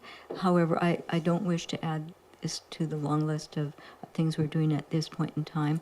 We have, and some of this could be captured through our work we do on accessibility, certainly. I'm also aware of some of the policies and implementation work already going on in a variety of our departments. Certainly Parks and Rec is a good one. Our recreational facilities, they are looking through the lens of diversity, inclusion, and accessibility for many of the things they're doing. So I think that certainly through council trying to cultivate a culture of this, it is getting through to the different department levels, and they are considering that as projects come up, which I appreciate that work that is ongoing. Ultimately, yes, it would be good to have a scan, because then it would also out of that perhaps drive more council policies. But I think that our time is getting shorter to do some of that governance work, the policy setting pieces of it. So I'm satisfied that the departments are well aware of this. I'm happy that the accessibility piece was added to council priority themes. And but I just don't see moving this forward. I'm not in support of moving it forward at this point in time. Thank you. Thank you, Councillor Patterson. Councillor Green. Yeah, I share your comments and Councillor Patterson's and Councillor Braithwaite's, and I really appreciate the motion, but I also appreciate that we're running out of time. It is at this stage in a term when you've got a year left. We have exactly a year left of meaningful work, and then next summer it's pre-campaign and people are running for election, and I really feel it's important that we that we focus on the work we have before us, and I agree that I know that Ms. Donnelly has encouraged and implemented a number of these issues on diversity, equity and inclusion, accessibility now as well. I think staff are very aware of those needs, and I think through staff, the community also becomes more aware. So I won't support the motion as it is, only because I don't want to delay the work that's already happening. Thank you. Thank you. Just cognizant of time here. Not seeing any other hand, I'm going to call the question on this item. All those in favor of the motion on the floor, and those opposed, Councillor Braithwaite, Green, Patterson, and Murdoch opposed. That does not advance. And you said you had one more or two more, Councillor Smart? Or Councillor Appleton? No, thank you. I would have. I'm going to go to Councillor Appleton just to give him a chance to. Go ahead, Councillor Appleton. It's actually just a clarification, Your Worship, because the way that this is laid out, we are dealing with options relating to new projects as per the staff report. Yep. So we're dealing with each one of 87, 88, and 89. So if the option that was presented on the previous motion has failed, then I believe that it is to council to provide an alternative motion asking for to direct the disposition of Project 89.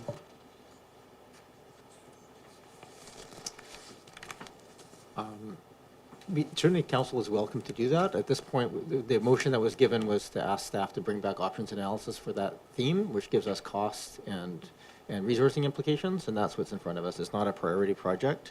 It's an options analysis at this point. So go ahead.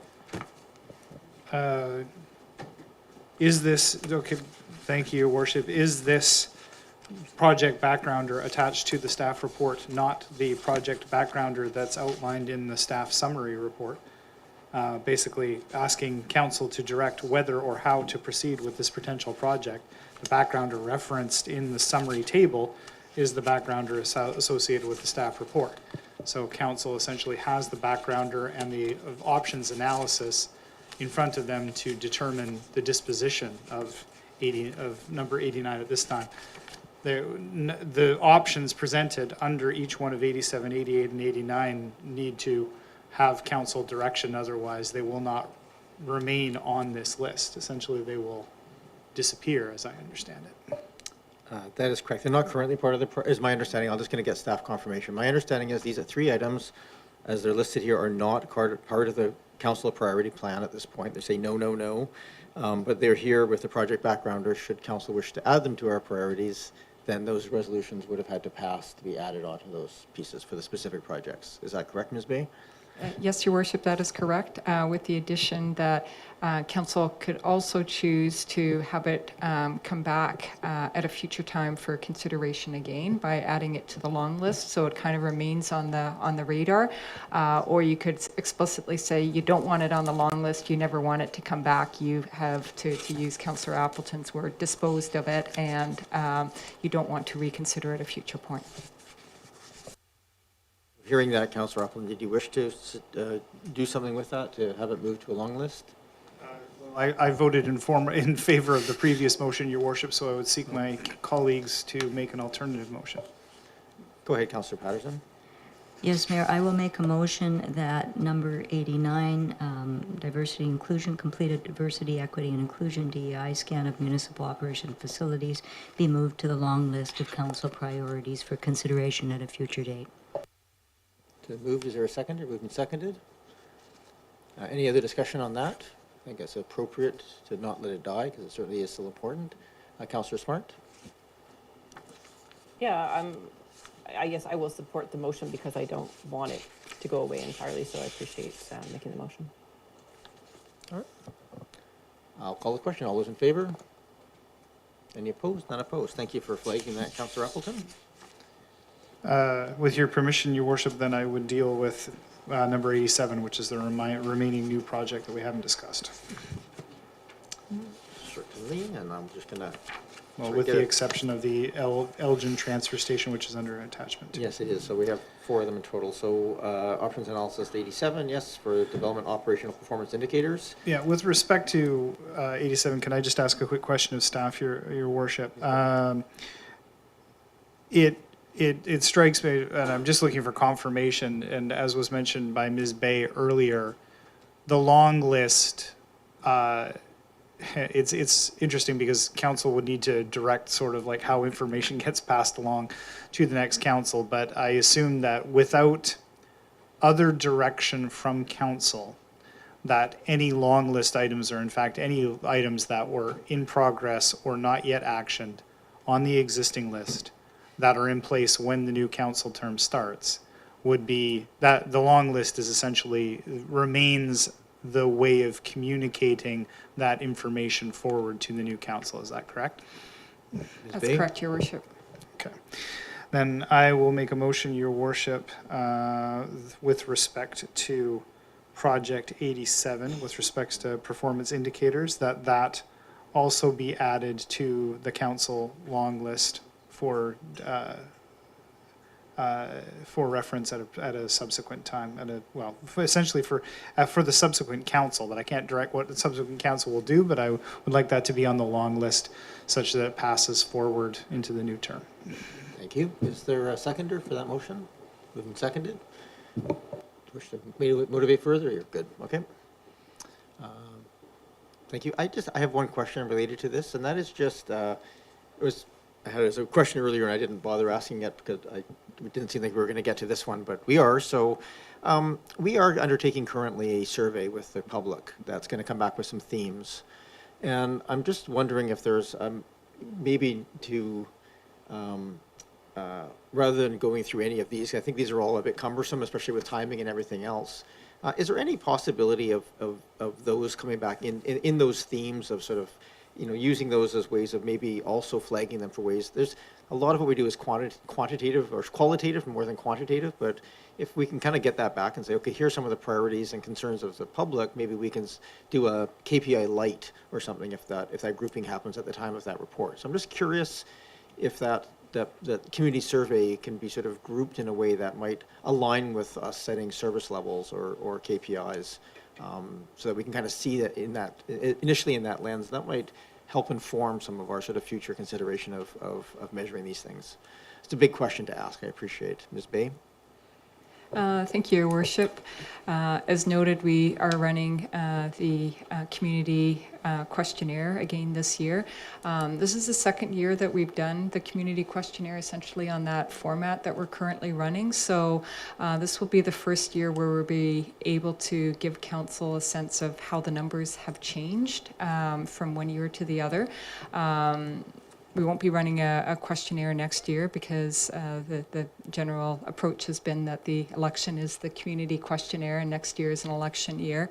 But when we report back on the community questionnaire results, we intend to provide a bit of a comparison to previous years, and that in essence can serve as a form of indicator for council should council choose to approach it that way. So this is our first opportunity really to take a crack at what that report might look like with multiple years of data. So we will be tabulating that over the course of the summer and then sharing it with the public and council once it's tabulated and formally bringing it back to council for receipt in time for you to review your priorities at the end of the year. So hopefully that gives you some information to assess your priorities. All right, I might just make a suggestion here. Maybe it might make sense to refer this options analysis also just as an appendix to that report that comes back, and then we can kind of consider that in the context of some options for doing some key performance indicators as well. Not that the matter itself be referred there, but just as a background information. It might not be necessary. People can refer to this on their own. Actually, that's going to make it too complicated. Why don't we just leave the motion as it is, which is to refer to the long list, but just make sure that with council may want to consider if that comes back, just think about it in these terms of maybe there's some things we could pull out of it. Councillor Smart. Yeah, thank you. Through you, Mayor, I just had a question for the mover. Just with regards to putting it on the long list, I did note that option 3 gave an option to include option 3 on the long list, and so I just wanted to know if the mover was interested in moving option 3 or clearly not moving option 3. I was in favor of option 1, but I'm willing to support 3, but I'm just curious if the mover is actually intending on also including the suggestion of option 3. Thank you. Go ahead, Councillor Appleton. I sort of read that as essentially the same, but go ahead. Well, I think what it is, so there's the difference between the options on how to move forward with 87 more broadly, and then the options contained within 87 as to how to execute 87. I think that the options presented in the background are as to how to execute or approach developing a set of performance indicators. I think at this stage of the game, in council's work for this term, and the time that we find ourselves at, is probably best left to the new council to align with its priorities and with upcoming information on capital projects assessments. So what I'm looking for here is to put the decision of which of the options under 87 is the most appropriate and the way forward, for that to be put onto the long list and hopefully taken up by the new council. That was the intent, Your Worship. So not asking any particular option as presented in the backgrounder to be selected at this time, but rather for the entirety of Project 87 to be put onto the list so that it can be referenced by an incoming council. Does that answer your question, Councillor Smart? Yes, thank you. I will not be supporting the motion with that clarification. Thank you. Thank you. I'm going to see no other hands, going to call the question. So the motion right now is to refer that 87 to the long list. All those in favor? And those opposed? I have Councillor Smart as opposed. Is there anybody wishing to go to options analysis number 17 around the solid waste at Elgin Road, or are we leaving that for now? Go ahead, Councillor Appleton. Again, Your Worship, I think this is something that we need to provide direction on to staff at this stage of the game. So I am going to make the motion that staff be directed. This is option number 7 under options relating to the Elgin Road Transfer Station consultation. That staff be directed to bring back Project 17, including engagement for consideration at a future council priority review. So this would come back in December, or, yeah, December? December. Okay. Is there a seconder for that? Moved and seconded, thank you. I don't know if there's any motivation required on that one, Councillor Appleton, seeing no other hands. Well, I think it's important to mention, Your Worship, especially this is speaking to some of my colleagues' comments, justified comments about capacity and this sort of thing. I think this is probably a larger discussion than it initially seems to be, and it does entrain, as the Director of Engineering and others have pointed out to us, this has implications for overall operations of the district, because it is how we deal with waste at the transfer station, but it also is the yard in its entirety and how that facility functions. So I think it's simpler than, it's a more complex ask of the public than saying what sorts of services do you want at that facility. We need to have a broader ranging discussion about how we will employ municipal lands and what sorts of services those need to afford us on a really finite land base. So I think this is a potentially complex discussion to have with the public that we may not have the capacity to undertake immediately at this point. Thank you, Your Worship. Councillor Smart? Yeah, thank you. I will support the motion, although I was in favor of directing staff to not proceed with public engagement at this time, and not because I don't think the public needs to be engaged on it, but because I think we really need to have a feasibility study for what is possible and what the needs are from our municipal perspectives before we go out to the public to engage, that the public has something to respond to as far as what our needs are, what is there, what are the problems, what are the issues, so that we can actually have really fulsome, meaningful public engagement. So I will support the motion, but I just, in the context of that, if we do go ahead at some time with the, as we will, with the public engagement, that it really, I feel strongly that it needs to happen in parallel with a feasibility study that provides some content for that engagement. Thank you. Can I just ask a question of staff on this? Is probably Mr. Rennick. It'll be you. If this gets, this is a larger project piece, and that's what's being referred to December for next consideration of whether we tackle this. If this is moved forward as it says, I just want to make sure that that does not stop other work going on. There's been sort of regular proactive work with neighbors and with people using the site to keep doing incremental improvements, dealing with sound mitigation, hazardous material mitigation, those kinds of pieces. I just want to make sure that if not tackling the larger project, that incremental work is still ongoing with staff.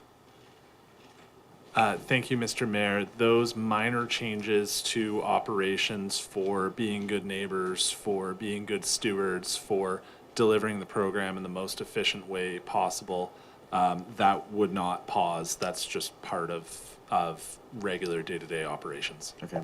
And second half of that question then is really just, is there any other direction you want from us here today that to help with any of that kind of work going on, or even some incremental, maybe slightly more than the day-to-day fixes, but some specific pieces? No, Chair. There's no further direction required at this moment. All right, thank you. Councillor Appleton? I'm just going to thank you, Your Worship, and through you, just ask a follow-up question based on what you were asking. Well, Mr. Rennick is here.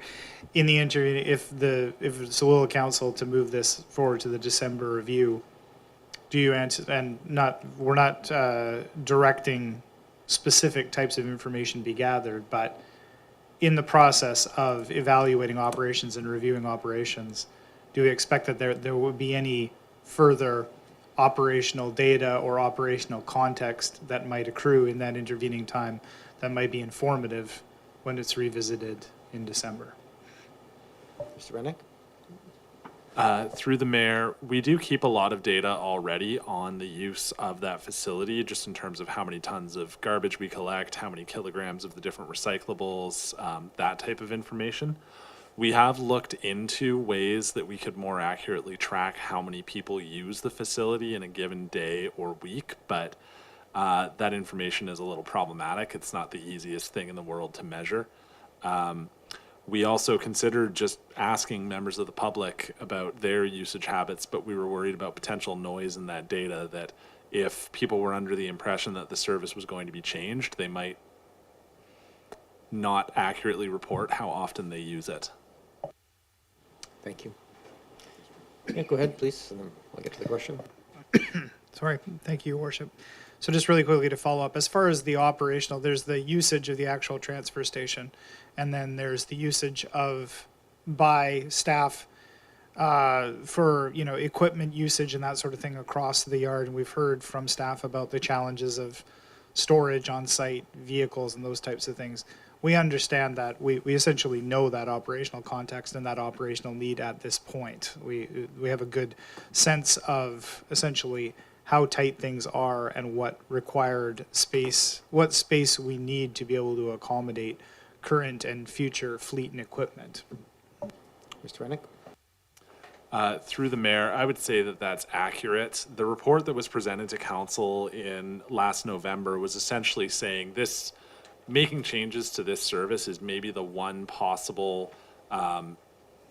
easily accessible trade-off that doesn't require significant changes to our operations or land acquisition.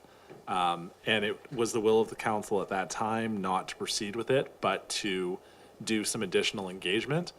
It was then upon review that we kind of said, well, maybe that, as you noted, that engagement is not quite such a simple thing, and it's actually tied into a much larger discussion, and that's why we revisited seeking council's direction on how that might be aligned with Council Priority Project number 17. Thank you. I don't see any other hands, so I'm going to call the question. All those in favor? Any opposed? None opposed. That carries. Anything else on this item? This has gone on a little longer than I was expecting on the timelines, but I just want to make sure we're not missing anything. Go ahead, Councillor Smart. Yeah, thank you. I just wanted to bring up a motion arising, which is that staff be directed to complete a project options analysis for a tenant protection bylaw for council's consideration at the 2025 fourth quarter review of council priorities. I think I'll take that as a notice of motion, Councillor Smart. So perhaps we'll just do that as a thing, because it'd be something that we would consider at a next meeting, not necessarily a motion arising. It's a new priority, not a consideration of these pieces. So anytime we do that, we'd have an options analysis. Go ahead. Could we confirm with staff? I thought I had understood that this was the appropriate time to bring this forward. Sure, I'm happy to do that. Ms. Williams. Thank you, Your Worship. The motion as was just put forward would be germane to the discussion at hand right now, and an option to add a request for a project option analysis would be a motion arising. Okay, I'll take that advice. Sorry, can you read the motion again then, Councillor Smart? Yes, that staff be directed to complete a project options analysis for a tenant protection bylaw for council's consideration at the 2025 fourth quarter review of council priorities. Is there a seconder? Second. Moved and seconded. It's live on the floor. Go ahead, Councillor Smart. Yeah, thank you. I've received quite a few emails in my inbox over the last year from residents in our community that have faced renovictions, that have faced short time frames from having to vacate their properties. We know with all the development going on in our community that this is going to continue to happen. We have seen precedents at other municipalities for creating fairly straightforward and simple bylaws that increase the rights to tenants to allow them when new developments happen to be able to have concessions made to make that very hard move to have to leave their home a little bit easier. And this motion is simply asking for us for more information at our next council priority so that we have informed information of how much this would cost and how much time it would take for us to make this make this move to protect the renters in our community. Thank you. Thank you. As noted, just I'm making an ask for an options analysis back. Councillor Green and then Braithwaite. Thank you, and I really appreciate the intent behind this motion and the spirit of this motion. I too share the feeling that tenants can be subjected to unfair practices by landlords and building owners, but I do know that the province has a tenants protection branch set up to address these kinds of issues provincially, and I believe it's a fairly robust piece of legislation, and that may come back to us in a report, but I actually think the province is trying to address these issues. I think it would be very difficult for a local government to take these issues on specifically. I think working in conjunction with the province might be one option, but those are my comments. Thank you. And speaking to the motion, Councillor Braithwaite. Thanks so much, Mayor. Yeah, thanks for bringing this forward. I too have heard from a lot of people in regards to this. My question would be to staff in that, how long will this take to put this project background together? And would it push something else off the table to be bringing this forward at this time? Thank you. Ms. Bay, Mr. Bowl. Thank you, Mayor. If this is a request for the December update, as I understand it to be, we'll be able to find time to provide council with options. Thank you. Thank you. Thank you. I'm going to call the question at this point. I'm going to speak in brief. Oh, go ahead, Councillor Patterson.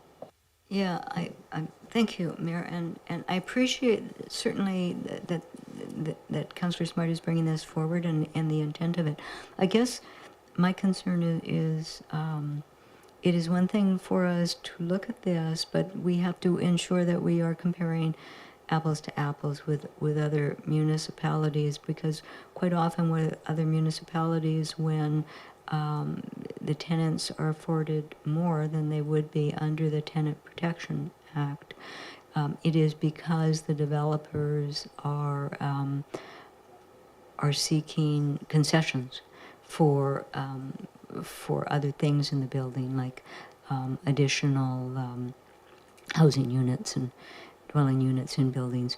So I think it's very important that if we are looking at what other communities are doing, that we actually are comparing exactly what they're doing, because I know City of Victoria and Saanich, they do vary on some of how they apply those rules. So I will support it, but I just wanted to clarify that then it would be my expectation that we would have those outlined in anything that comes back. Yeah, thank you. I'll speak very briefly, speaking in favor of the motion. I agree, there's lots of interest in it and understanding what the ramifications. We have a number of other options analysis for other bylaw changes.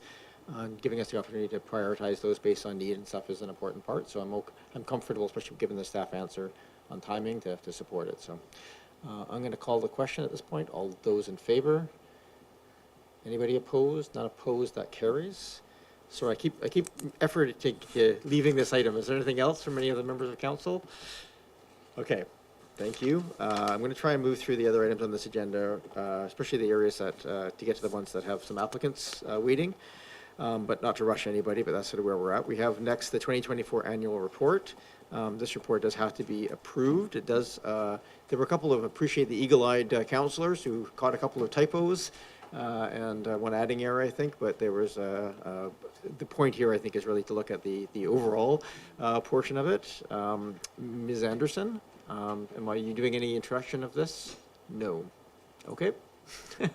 In the interest of saving time, I think you covered it, and Okay. myself and senior leadership are here to address any questions you may have. All right, I'm going to say one little piece, and that is just I do appreciate the combination of the finance and the corporate services and the communications team all working together to get this to us. So we're certainly a multi-person work. Go ahead, Councillor Smart. Thank you. I will edit down my questions to 2. My first question was with regards to the district taking over organizing the clubs at the Monterey Center, and I really appreciate hearing that little bit of news that we were able to step in and make sure that some volunteer-run activities didn't go away. But I'm just wondering, what kind of financial impact does this have to the district, if any? Was there any staff concerns about this change? Thank you. Mr. Cidier.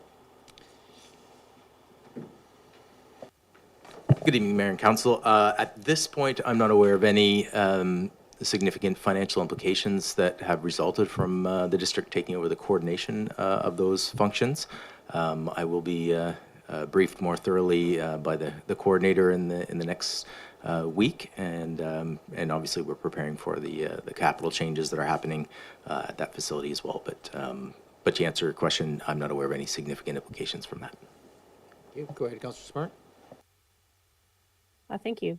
My second question was just with regards to, it was on page 110, with regards to the chart, the engineering chart about sidewalks and curb drops being installed, and just noting that the prediction coming up is a little bit less for 2025. And I just wondered in general, because there's such unified interest around council, having an accessible and safe pedestrian realm.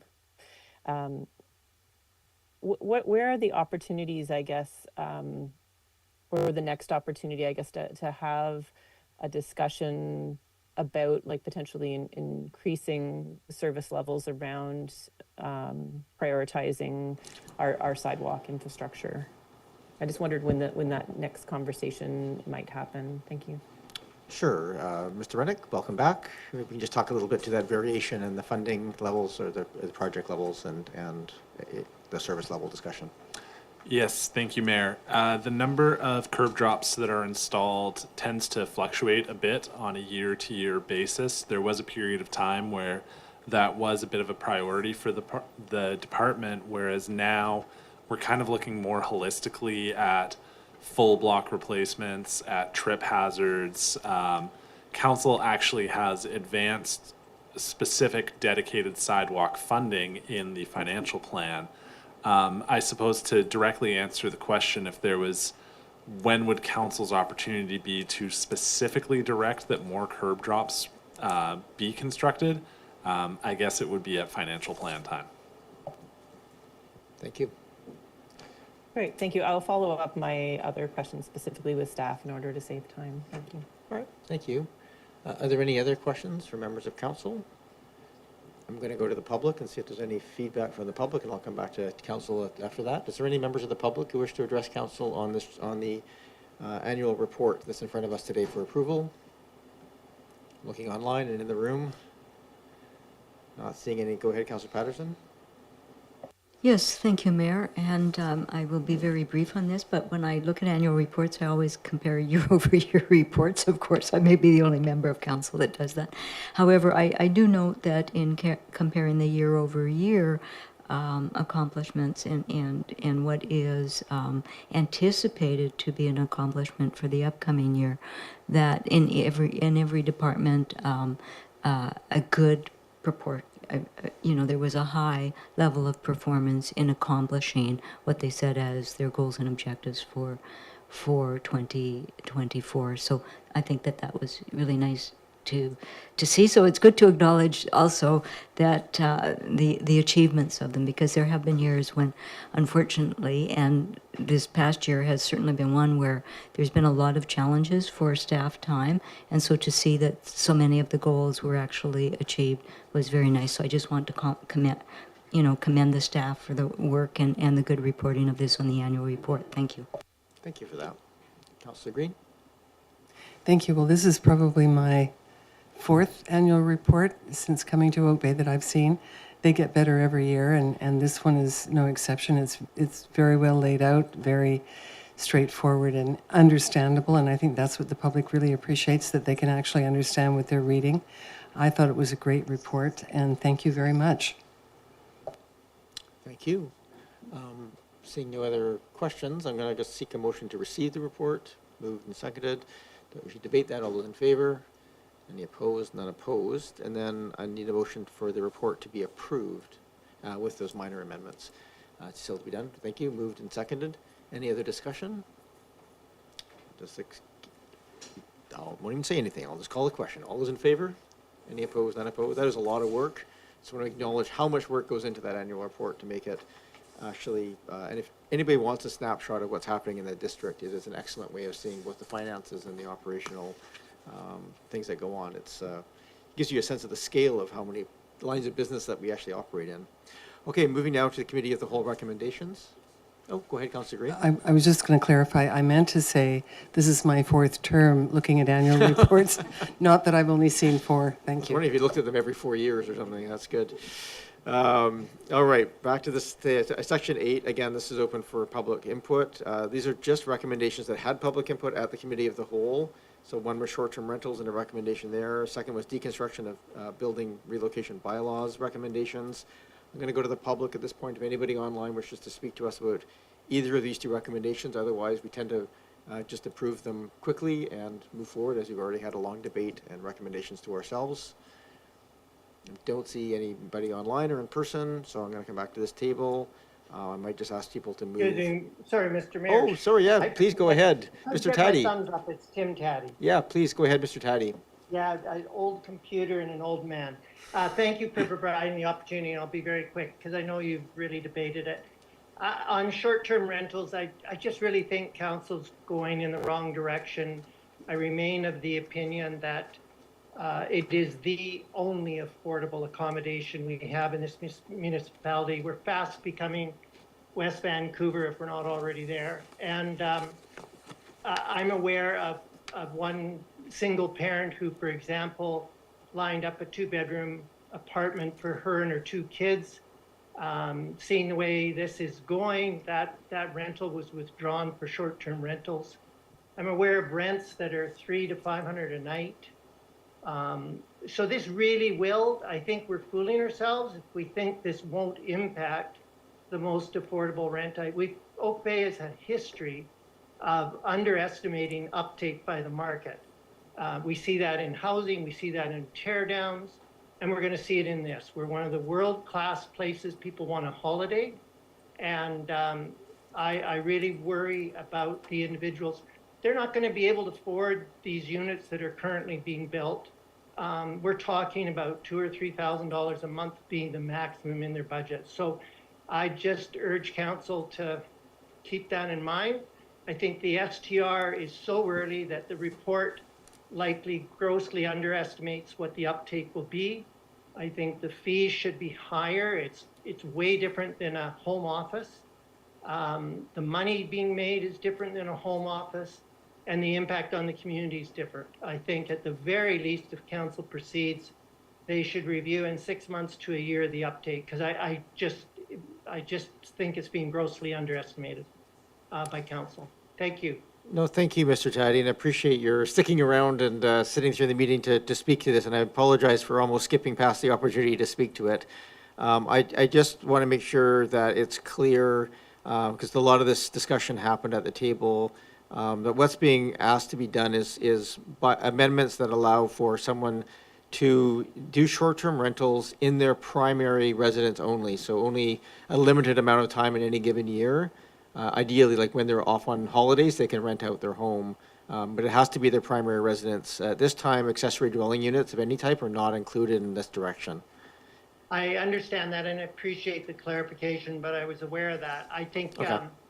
I think it's still being really underestimated, because when it was illegal, it was being done more. And the STR, I don't believe, is up and running enough to really reflect it, because when I look at the report and the STR numbers, they just contradict what I'm aware of in our community. So I think it's being underestimated, and it's going to have an impact. Thank you very much. I appreciate that. And I just, as I always do, this is a recommendation to go and draft these. When they come back, they will have opportunity for public input as we have a look at the details. And I would just encourage you, if you have the time at that point, to also participate and provide feedback on the specifics that are being brought back for contemplation. So thank you. Any other members? Sorry, I didn't mean to not allow people from the public to speak. We just, there was not a lot of people online, so I made an assumption. It was a bad one. Anybody else on either 8.1 or 8.2? If not, I will come back to this table and ask for council direction to move these recommendations from committee of the whole forward. We can do them separately, maybe just say if motion to move 8.1. Recommendation, is there a seconder? I see a hand from somebody, sorry. Oh, this is, sorry. So this is the recommendation from the committee of the whole to direct staff for bylaw amendments. Those will come back in future. Any discussion? There's a hesitation on hands there, so I just want to make sure go ahead, Councillor Green. I have personally struggled with this concept of allowing short-term rentals, and I think Mr. Taddy makes some excellent points. So it will be interesting to see how this unfolds. Perhaps a trial basis would be a better option. I'm not sure, but I think he makes, and he knows the market well. We know that. So he does speak with authority. So I appreciate that. Thank you. Thank you. Councillor Patterson? Yes, Mayor, I'd like to propose an amendment, if I may. And that is, the proposed amendment would be to direct staff to provide annual reporting to council on the total amount of funds received by the district under the municipal and regional district tax program. Okay, so this is not a change to this, it's just an amendment to add an additional request that the MRDT tax information also, do you want that to come back with the bylaws, is that? Well, I'd like something to come back that would show that we would get an annual statement. I believe the reporting out is in May of a year, but I think that's something that the staff could clarify for us. May I make a suggestion that just because this is coming back as a recommendation for bylaws, that maybe we ask that the available information, I know I've heard anecdotally that some of that information is available right now, so maybe we can just get that to come back with these, and if there's a direction at that point to say, directed for an annual report, that would probably be more appropriate. So if I think your motion there is to ask staff sorry, you can just read it aloud again, but just include whatever information on MRDT to come back to as part of this report. Direct staff to provide the annual reported amount to council on the total amount of funds received by the district under the municipal and regional district tax program. Okay. This is specifically for short-term rentals, not for the hotel. Okay, so we're clear. Is there a seconder for that amendment? Moved and seconded. Any discussion on that piece? Okay, so the motion to amend is on the floor right now, which is to add that request. All those in favor? Any opposed? None opposed. Thank you for that amendment. We now have the motion as amended on the floor. Any other discussion? Call the question. All those in favor? Any opposed? None opposed. Thank you. And then 8.2, can I have a mover of the recommendation? And we can have a discussion moved. Second, is there any discussion on the deconstruction building relocation bylaw? Ask. Go ahead, Councillor Appleton. Thank you, Your Worship. It's a clarification on language. It refers to a deconstruction building relocation bylaw. So my understanding that it was focused primarily on relocation. Are we talking about, we began with a discussion around relocation and how we would support that type of activity. Is deconstruction sort of entrained in that activity, in implicit in that activity, in the sense that something needs to be deconstructed in order to move something? Because deconstruction by law is different from me. I'm trying to recall the nature of the conversation that led to the motion from Committee of the Whole, Your Worship. My recollection was we had a presentation, and this is going and asking, they talked to both aspects. Both was the deconstruction and reuse of materials, as well as the moving of whole buildings, and I think this left both on the table to come back as an options analysis. Oh, thank you, Your Worship. So as long as staff are clear as to the nature of the bylaw being requested, I guess that's my key question. It's just a request for a backgrounder, not the bylaw, so I think we're probably in pretty safe order on that one. But Councillor Smart? Yeah, I would just like to mention that the word "and" is missing from the original motion. It was to create a deconstruction and building relocation bylaw. Perfect, thank you. We'll just treat that as a text amendment. Motion's on the floor. Any other discussion? All those in favor? Any opposed? None opposed. We move forward. We have two items that are not for public input. We have 9.1, Parks, Recreation, and Culture Fees and Charges Bylaw. We've had first, second, and third reading.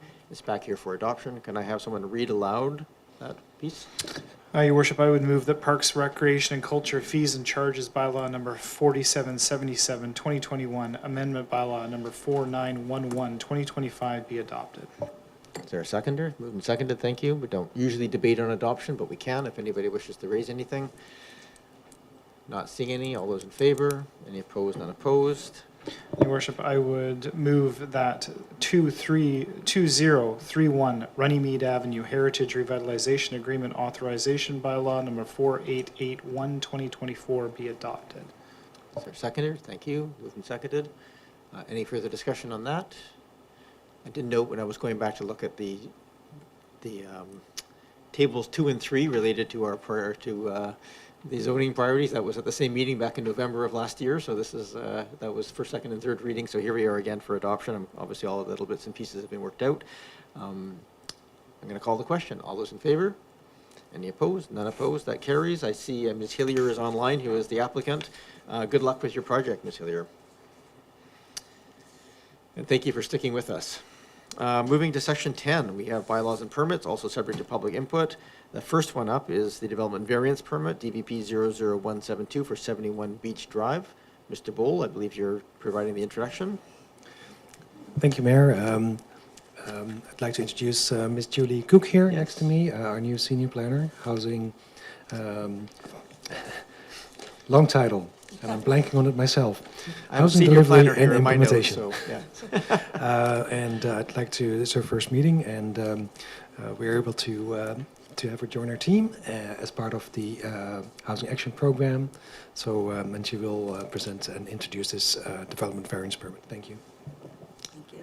Well, first of all, welcome, Ms. Cook. It's nice to have you here. I think we have this weird curse that when the senior staff come for the first time, we seem to have very long meetings. We'll try and get through this in a more timely fashion and still get out of here by 10 o'clock. So anyway, welcome to the meeting. Thank you very much, Mayor, and thank you to the councillors as well. Excuse my voice here, it's a little bit strained. I'm just going to say a couple words to introduce the application. So this is a development variance permit to facilitate a 2-lot subdivision at 71 Beach Drive. The variance is proposed in relation to the minimum lot width requirement for the R4 zone, and this is in order to facilitate a panhandle lot to provide driveway access for the proposed rear lot. This is an existing driveway serving the existing dwelling at the back of the property. The required lot width in the R4 zone is 21.34 meters, and the proposed lot width for the rear lot is 2.9. So the variance is for 18.44 meters. Staff have reviewed the application and assessed it against the OCP and consider it to be supportable as is consistent with the OCP objectives and policies. And the applicant is here today if you have any questions for him. Thank you. Thank you very much. Ms. Cook, are there questions for the applicant or to staff? I need to ask at least one question. Everybody's been waiting for so long. The ask here is for essentially a 9.5-foot frontage, and it just seems like most of the time when people are putting in driveways, they're 10-foot wide driveways. So I'm just curious about the choice of that width, and is that sufficient to provide reasonable access for a long driveway? Ms. Cook? I guess in terms of the reasoning why you chose that, I might have to say to the applicant, Mayor, but in terms of the width of it, I think that that is enough space. Also, I'll note that proposed Lot B is at the actual minimum of the R4 zone, minimum lot size, so I suspect that that may have played into that. But if the applicant has any further clarification, that would be If you wish to, you can come forward and answer the question more thoroughly, but you do not have to. I think that was fairly sufficient. Oh, you need to, sorry. We usually have more people than things. You get to learn the process. Turn the microphone on, name, municipality of residence, and then you can answer. Thank you. The driveway in question is already in existence and already in use by two existing homes, 71 where I live and 77 the neighbor. This pretty much describes the curb cut as it exists, but it also follows an easement because it's a shared driveway between the two homes. So it simply seemed the obvious thing to follow that easement line, and so we went. And nobody said to us, "Oh, that's too narrow." Nope, that's fine. Thank you for the clarification. I do need your name and municipality of residence, just so it's on the record. And I live in Oak Bay at 71 Beach Drive, as you will probably guess. You didn't have to say it, but we probably could guess. Thank you. Thank you. Wait there for a moment in case there's any other questions. I don't anticipate a lot. We do have one letter of correspondence. I want to make sure people are aware that came in, and that was in support of the application. I don't see any other questions, so I'm going to come back to this table then. Thank you very much. Does any member of the public wish to address council on this variance request? I don't see anybody. Well, there's a couple of people who are online, so if there's anybody who wishes to speak to this application, this is your opportunity to do so. This is for 71 Beach Drive. Okay. Not seeing any hands raised or indicating to speak. I'll come back to this table. Can I perhaps get a motion on the floor so we can speak to the motion? We're going to have first to get a motion to receive the report. Motion to receive. Moved and seconded. Thank you. Don't usually debate that. All those in favor? Any opposed? Not opposed? Your Worship, I would make the motion that development variance permit DVP 00172 to reduce the minimum lot width of the R4 residential use zone from 21.34 meters to 2.9 meters for the property located at 71 Beach Drive be approved. Moved and, is there a seconder? Moved and seconded. Thank you. Is there any discussion or debate on this? Well, they probably asked for, if anybody's opposed, probably a good chance to speak to it. Otherwise, I think I'll go to the calling the question. Not seeing any opposed or wishing to speak, so I'll call the question. All those in favor? Any opposed? Not opposed? Good luck with your project. Thank you for your patience sitting through this meeting tonight. Those aren't the most comfortable chairs, but they're not the most uncomfortable either. So thank you, and thank you, Ms. Cook, for your first joining us at this meeting. You're welcome to stick around if you wish to watch the rest of this evening unfold. We have up next, also for public input, 10.2, a vicious dog amendment to the animal control bylaw. Mr. Bowl, bylaw enforcement rolls up through community building and planning, so you are here to introduce this item. Please go ahead. Thank you, Mr. Mayor. This is in itself not a complicated amendment, but it does cover an important gap in our animal control bylaw.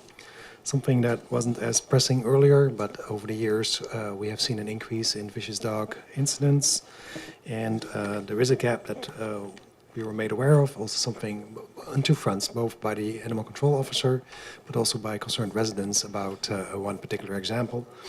Anyways, this proposal seeks to close the loop on a vicious dog that might be on private property, but not prevented from spilling over onto public property, or vice versa. Individuals might be interested in saying hi to this dog, but it happens to be on private property.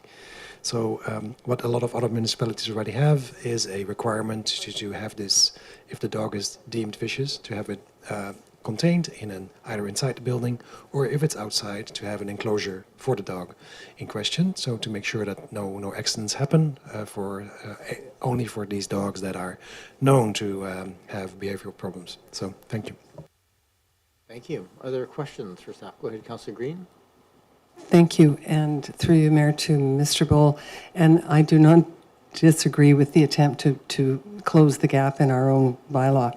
But vicious dog is a very broad label, and I noticed that in some other municipalities, I think they have defined what that looks like in terms of aggressive dog, biting dog, that kind of thing. So I'm just wondering, as I say, I think vicious is a broad brush, and I'm just not sure that, that's my question. Is there any chance of more clearly defining what that means? Thank you. Sure. Mr. Bull, is vicious defined in our bylaws or in the Animal Control Act? Thank you, Mr. Mayor. Through you, yes, I believe so. I'm just pulling up the remainder of the bylaw, because this change builds on whatever our bylaw already says.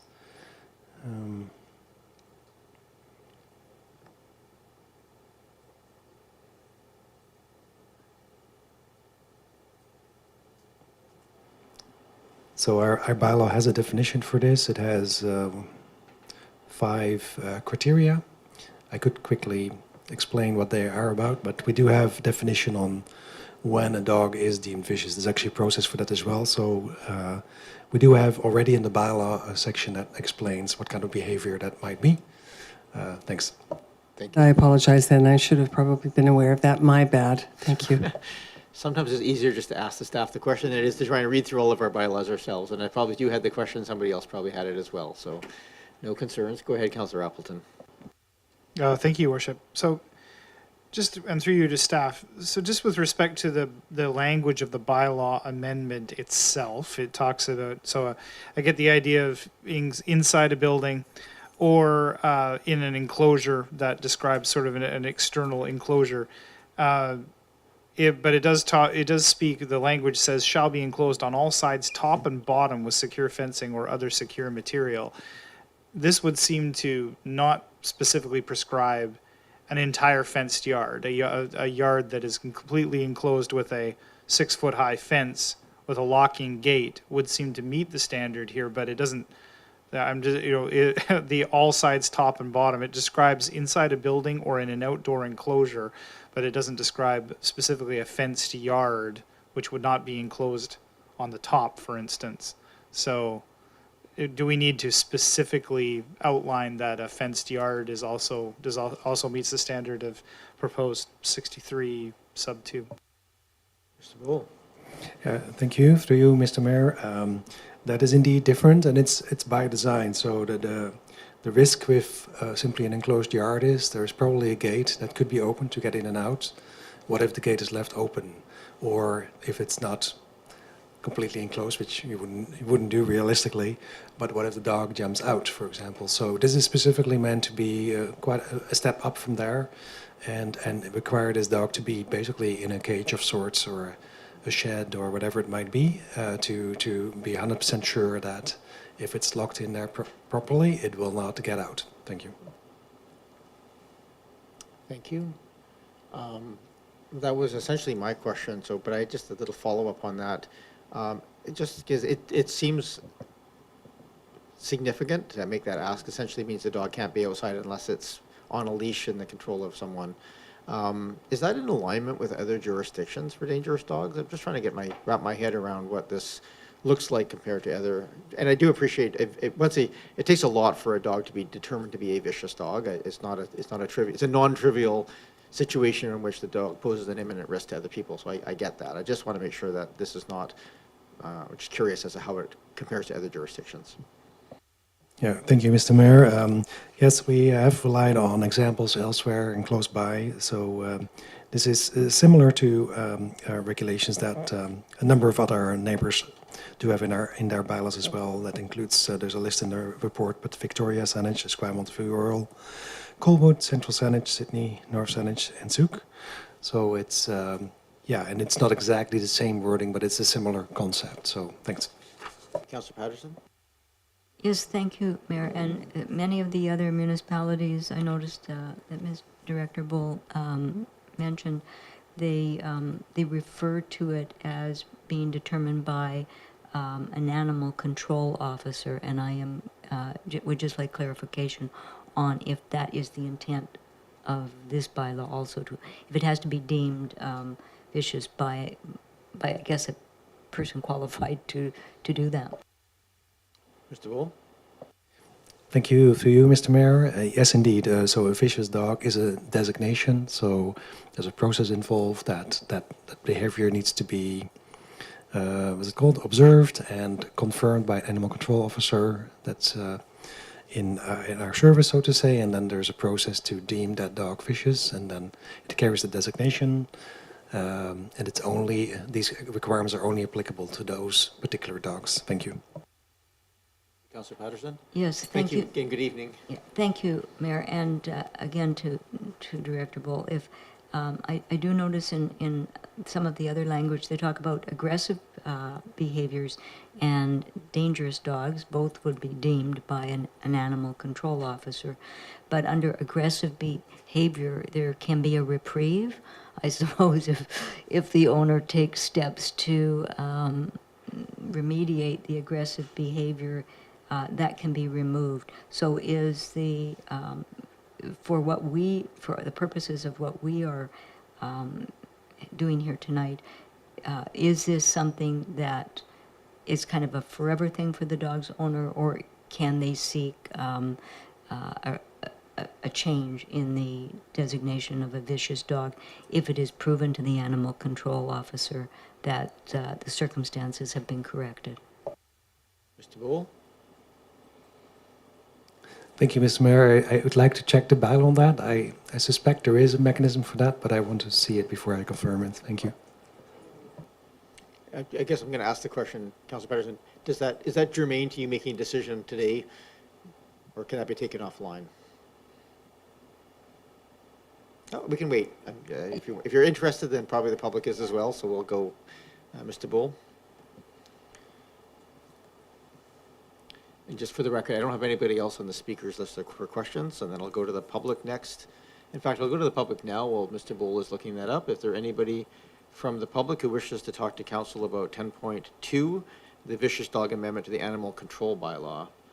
This is the opportunity now to raise your hand. If you're in the Zoom app, you can hit the React tab and raise your hand. If you're calling into the 1-855 number, you hit *9. That's star, not pound, *9 to raise your hand. I'll just give a moment there if anybody is watching or attending virtually to do that while Mr. Bull is looking up the technical wording. Please go ahead. Thank you, Mayor. I do not see a mechanism for that. It looks in our bylaw that's at some point it's the case, but I know from the practical workings of bylaws like this, if a dog got retrained, for example, there is an avenue back. Now, with vicious dogs, there's usually serious problems, so it's not always solvable. But it's a small group of dogs that we're talking about. Thank you. Thank you. All right. My little bit of interface with this I will just share with Councillor is that pretty much every designation under the dog pieces are related to generally they can be rolled up and down, but once it gets to the vicious dog, it's essentially an unprovoked attack that's deemed to be likely to happen again. At that point, I think they don't typically roll them back. That's been my understanding just talking to the animal control officer, but don't take that as gospel. That's just been my discussions on walking in and out the door and bumping into them. So anyway, we have bylaws in front of us here today, so I think I'm going to try and get to moving those forward for debate. Can I perhaps start with having the report received? Moved and seconded, thank you. Any discussion? Seeing none, all those in favor? Any opposed? None opposed. We then have, I'm going to have these read aloud just because they are bylaws. Can somebody read go ahead, Councillor Appleton. Thank you, Worship. So I would move that Animal Control Bylaw number 4013, 1999, Amendment Bylaw number 4917, 2025, be read a first and second time. Seconder, moved and seconded, thank you. Any other discussion? I'm going to call the question. All those in favor? Any opposed? None opposed? Please continue. Your worship, I would move that animal control bylaw number 4013, 1999, amendment bylaw number 4917, 2025, be read a third time. Moved and seconded. All those in favor? Any opposed? None opposed? That carries. Your worship, I would further move that municipal ticket information bylaw number 4846, 2023, amendment bylaw number 4916, 2025, be read a first and second time. Moved and seconded. Thank you. Any discussion? Seeing none. All those in favor? Any opposed? None opposed. Your worship, I would further move that municipal ticket information bylaw number 4846, 2023, amendment bylaw number 4916, 2025, be read a third time. Moved and seconded. All those in favor? Any opposed? None opposed. That carries. That concludes that item. This will be coming back for consideration of adoption at a future meeting. We move to section number 11, which is new business. We have two pieces of new business, and I think notices of motions. The first one actually is from me, and there's a couple of whereases in that report attached. But perhaps I can just have someone at the table read aloud therefore, actually, maybe just move the notice of motion is all we have to do. We don't have to read it aloud. So moved. Moved and seconded, thank you. If the council will allow me a brief motivation since I brought it forward. This is just an issue that's come up, and it's obviously a very rare piece, but you know, one of our residents has an inability to move easily, and in a situation where the size of vehicle required to transport them is elevated, and their building does not have sufficient height, so they have to park it on the street. And there's just no discretion allowed at staff level to just, in these unique cases. So I've had a long conversation with staff about how we might go about doing this, and this seemed to be the simplest way, was just essentially build in some discretion at the staff level where this unique situation exists, where people have a parking permit and a handicap that they can get a special dispensation to park for more than 24 hours, where it's deemed to be a hardship for the person involved. So that's what it is. Any questions? Councillor Green? It's not a question. It's just to say that I support it wholeheartedly. And I don't think this is so unique anymore. I think it's becoming much more common. I think more and more people are, having joint replacements, have issues, have mobility issues. And I think that's why we've identified accessibility as a priority in Oak Bay. So I totally agree with the motion. Thank you. All right, thank you. All right, not seeing any other hands, I'm going to call the question. All those in favor? Any opposed? None opposed. Thank you very much. And then our second notice of motion from Councillor Smart. I think we can just, Councillor Smart, do you want to just move your motion, and we have it here in front of us? We'll get a seconder. Yeah, I'm happy to move it. Is there a seconder? Moved and seconded. Thank you. Please go ahead. Yeah, happy to bring this motion forward. I see this motion as an opportunity to communicate to our public to the amazing contributions that Oak Bay makes to the greater Victoria arts community, and to really tidy up the process a little bit at the council table, where we've already committed a significant amount to the arts in another grant program that already exists, that allows for intakes many times a year, that allows for support in order to create those grant applications, and also allows those to reapply, provides organizational funding, multi-year funding, a broad variety of supportive opportunities. And so in championing that program, I want to create clarity that the grant and aid program that we have in front of us at the table shouldn't duplicate and become an additional funding opportunity for those that can actually apply to the CRD, where we have already funded that program. This year, for example, we had one applicant who had already applied to the CRD and applied again to our program, kind of doubling up a little bit the grant funding. We had another one who was actually rejected, who could have reapplied to the CRD program that we already funded, because that assistance is available for reapplication. And then the motion itself does actually take into consideration that there are some organizations that won't meet the requirements of the CRD, and then they would be welcome to apply through our grant and aid program. So that is the reasoning, because I do champion the arts in our community, and I just want to tidy up this process and also really create every opportunity for those to be aware of all the funding opportunities at the CRD level. Thank you. Thank you, Councillor Smart. Any discussion or questions? Yeah, go ahead, Councillor Patterson. Yes, and I appreciate Councillor Smart bringing this forward, and I think it is good that there are granting, a variety of granting streams.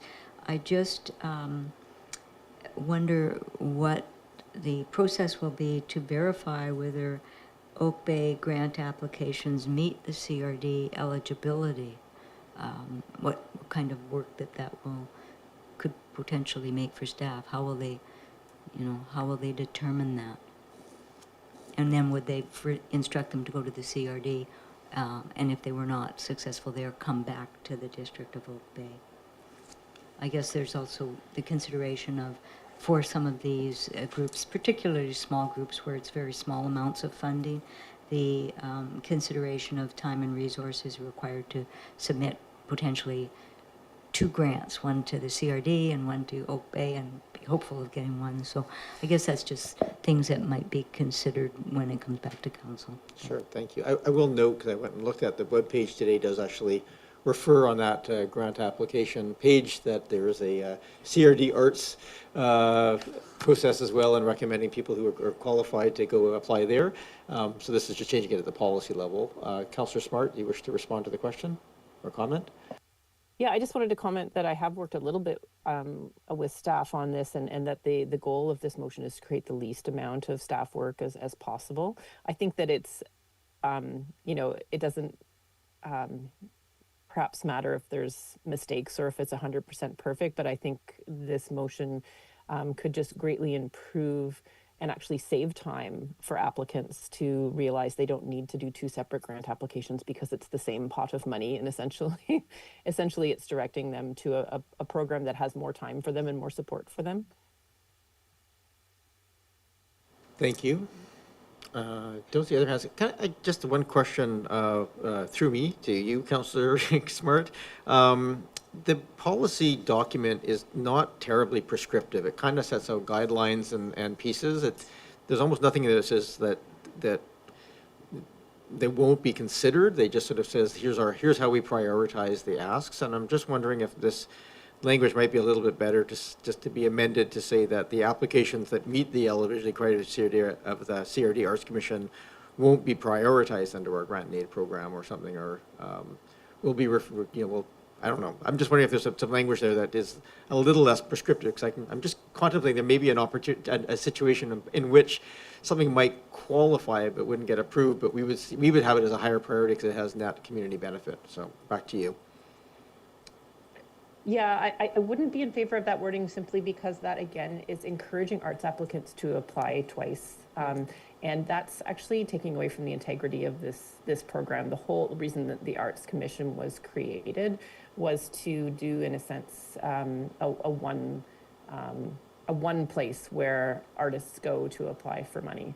And I think that if we aren't a little bit prescriptive about that, and what we see a growing trend of people applying to both, then it actually dilutes the whole effectiveness of being part of the Arts Commission itself.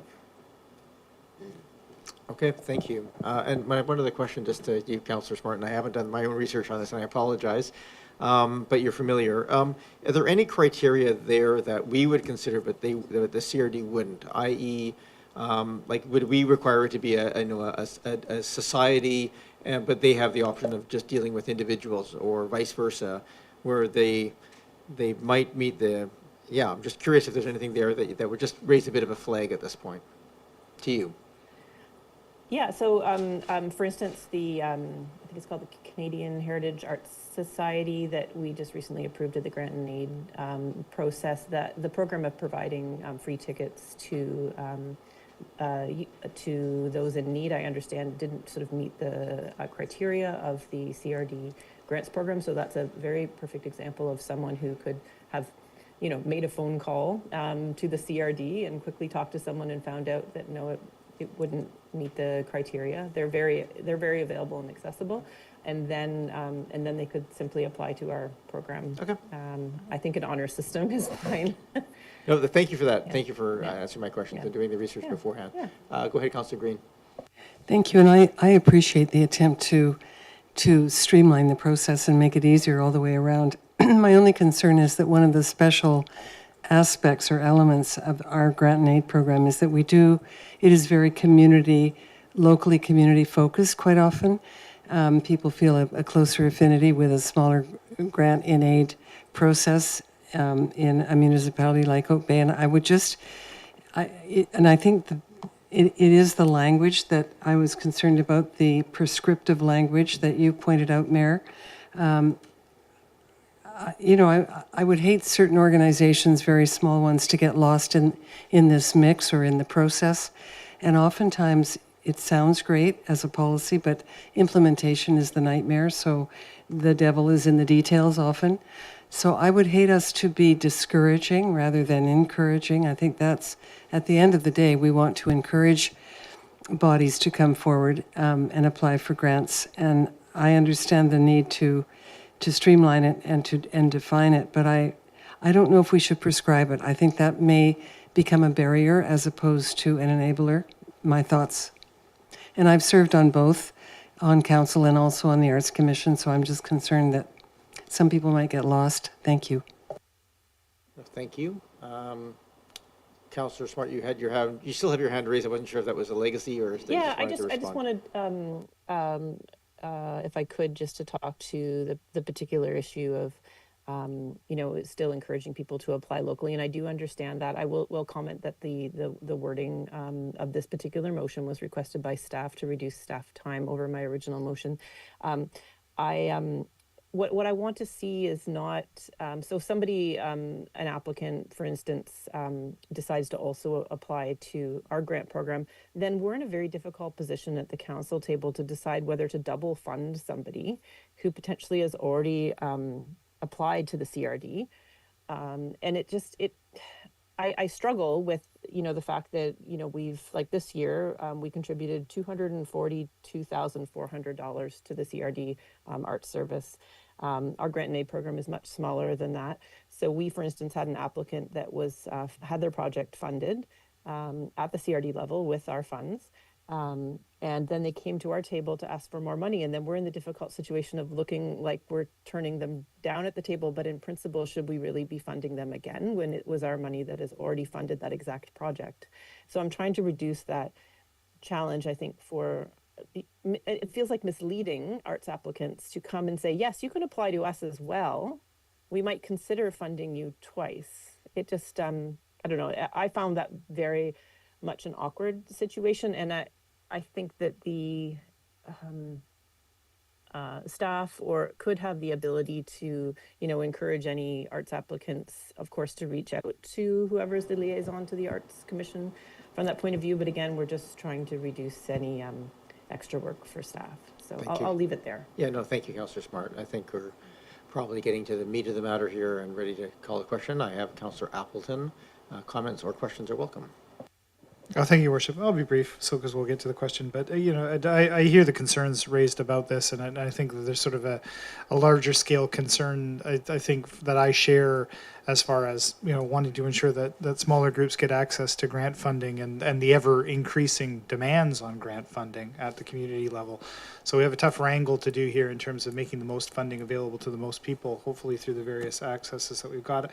I think because we're funding the CRD granting process already, I think that being deliberate in helping people, in directing people towards the CRD arts program might actually increase the amount and the number of Oak Bay-based organizations that access that fund, and there might actually be able to accrue more funding by being deliberate in going after that, rather than having to share in what's frankly almost a reducing amount of total funds available to community groups from Oak Bay. And some of the groups that we do see approaching us are also regional in scope, so are best applying to a regional granting program as well. So I think there's arguments both for and against in this particular case, but I think there is a very strong possibility that, in fact, more Oak Bay organizations could actually access more funds by accessing the CRD granting process. And by association, that could potentially leave more funds on the table through our community granting process to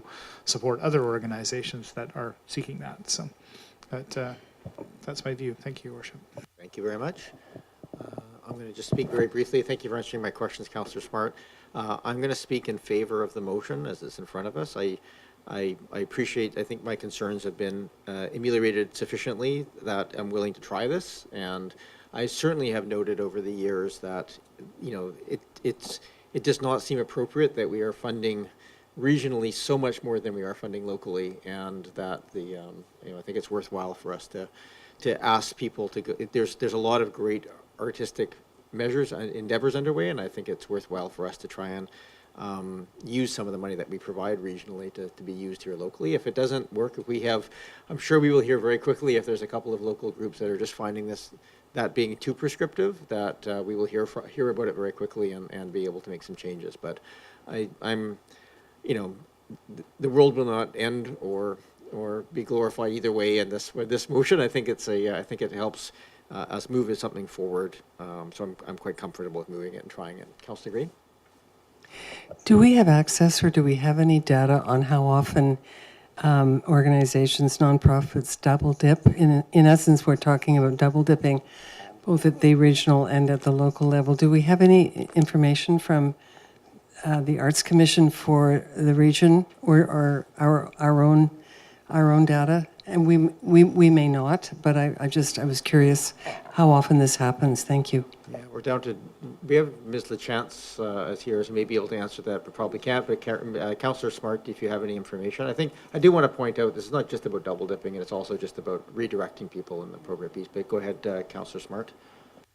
Yeah, the CRD works really hard to capture as much information as possible about not just the double dipping, but as far as making sure that they're having as broad regional representation as possible. Particularly, I can just comment on this year for the 3 arts applications that we had. There were 2 that had applied to the CRD Arts Commission, one that was funded and one that was rejected. Thank you for that. We have a motion on the floor. I'm going to seek direction from council by calling the question. The motion is as in front of us. I'm going to call the question. All those in favor? And those opposed? None opposed? That carries. Thank you for that. I have been tagged that there's a couple of motions, notices of motions coming in. Councillor Braithwaite, I believe you had a couple of motions. Do you wish to read those into the record? Thanks, Mayor. And I think that, thanks to staff for helping with this, and I think that you were also sent these notices of motion. If you haven't seen them, I apologize. But I will read the first one out, and that is that the definition of financial institution in the zoning bylaw be amended to include real estate office for the purpose of aligning the regulatory treatment of real estate offices with that of financial institutions. This interim measure shall remain in effect until the village area planning process is further advanced and a comprehensive review of land use designations and definitions can be undertaken. Okay, that's been read into the record then. There's a second one as well. Yes, Mayor, and this came up from someone who was speaking in our public participation tonight. And that would be that staff be directed to present options to enhance pedestrian safety at the intersection of McNeil Avenue and Hampshire Road. Okay, thank you. That's fine, and there may be some tweaks to the language of that a little bit when it comes back. But I appreciate you just doing that, reading it into the motion, so we can have it for consideration at a future meeting. Thank you. Are there any other notices of motions tonight? I'm not seeing any, so I believe we have a motion to adjourn. Moved and seconded. Thank you. All those in favor? Any opposed? I didn't think we were going to get through here before 10 o'clock. So thank you to all the staff who stuck around, both in person and online. For those who are watching online, have a great evening, and we'll see you back here in a couple of weeks.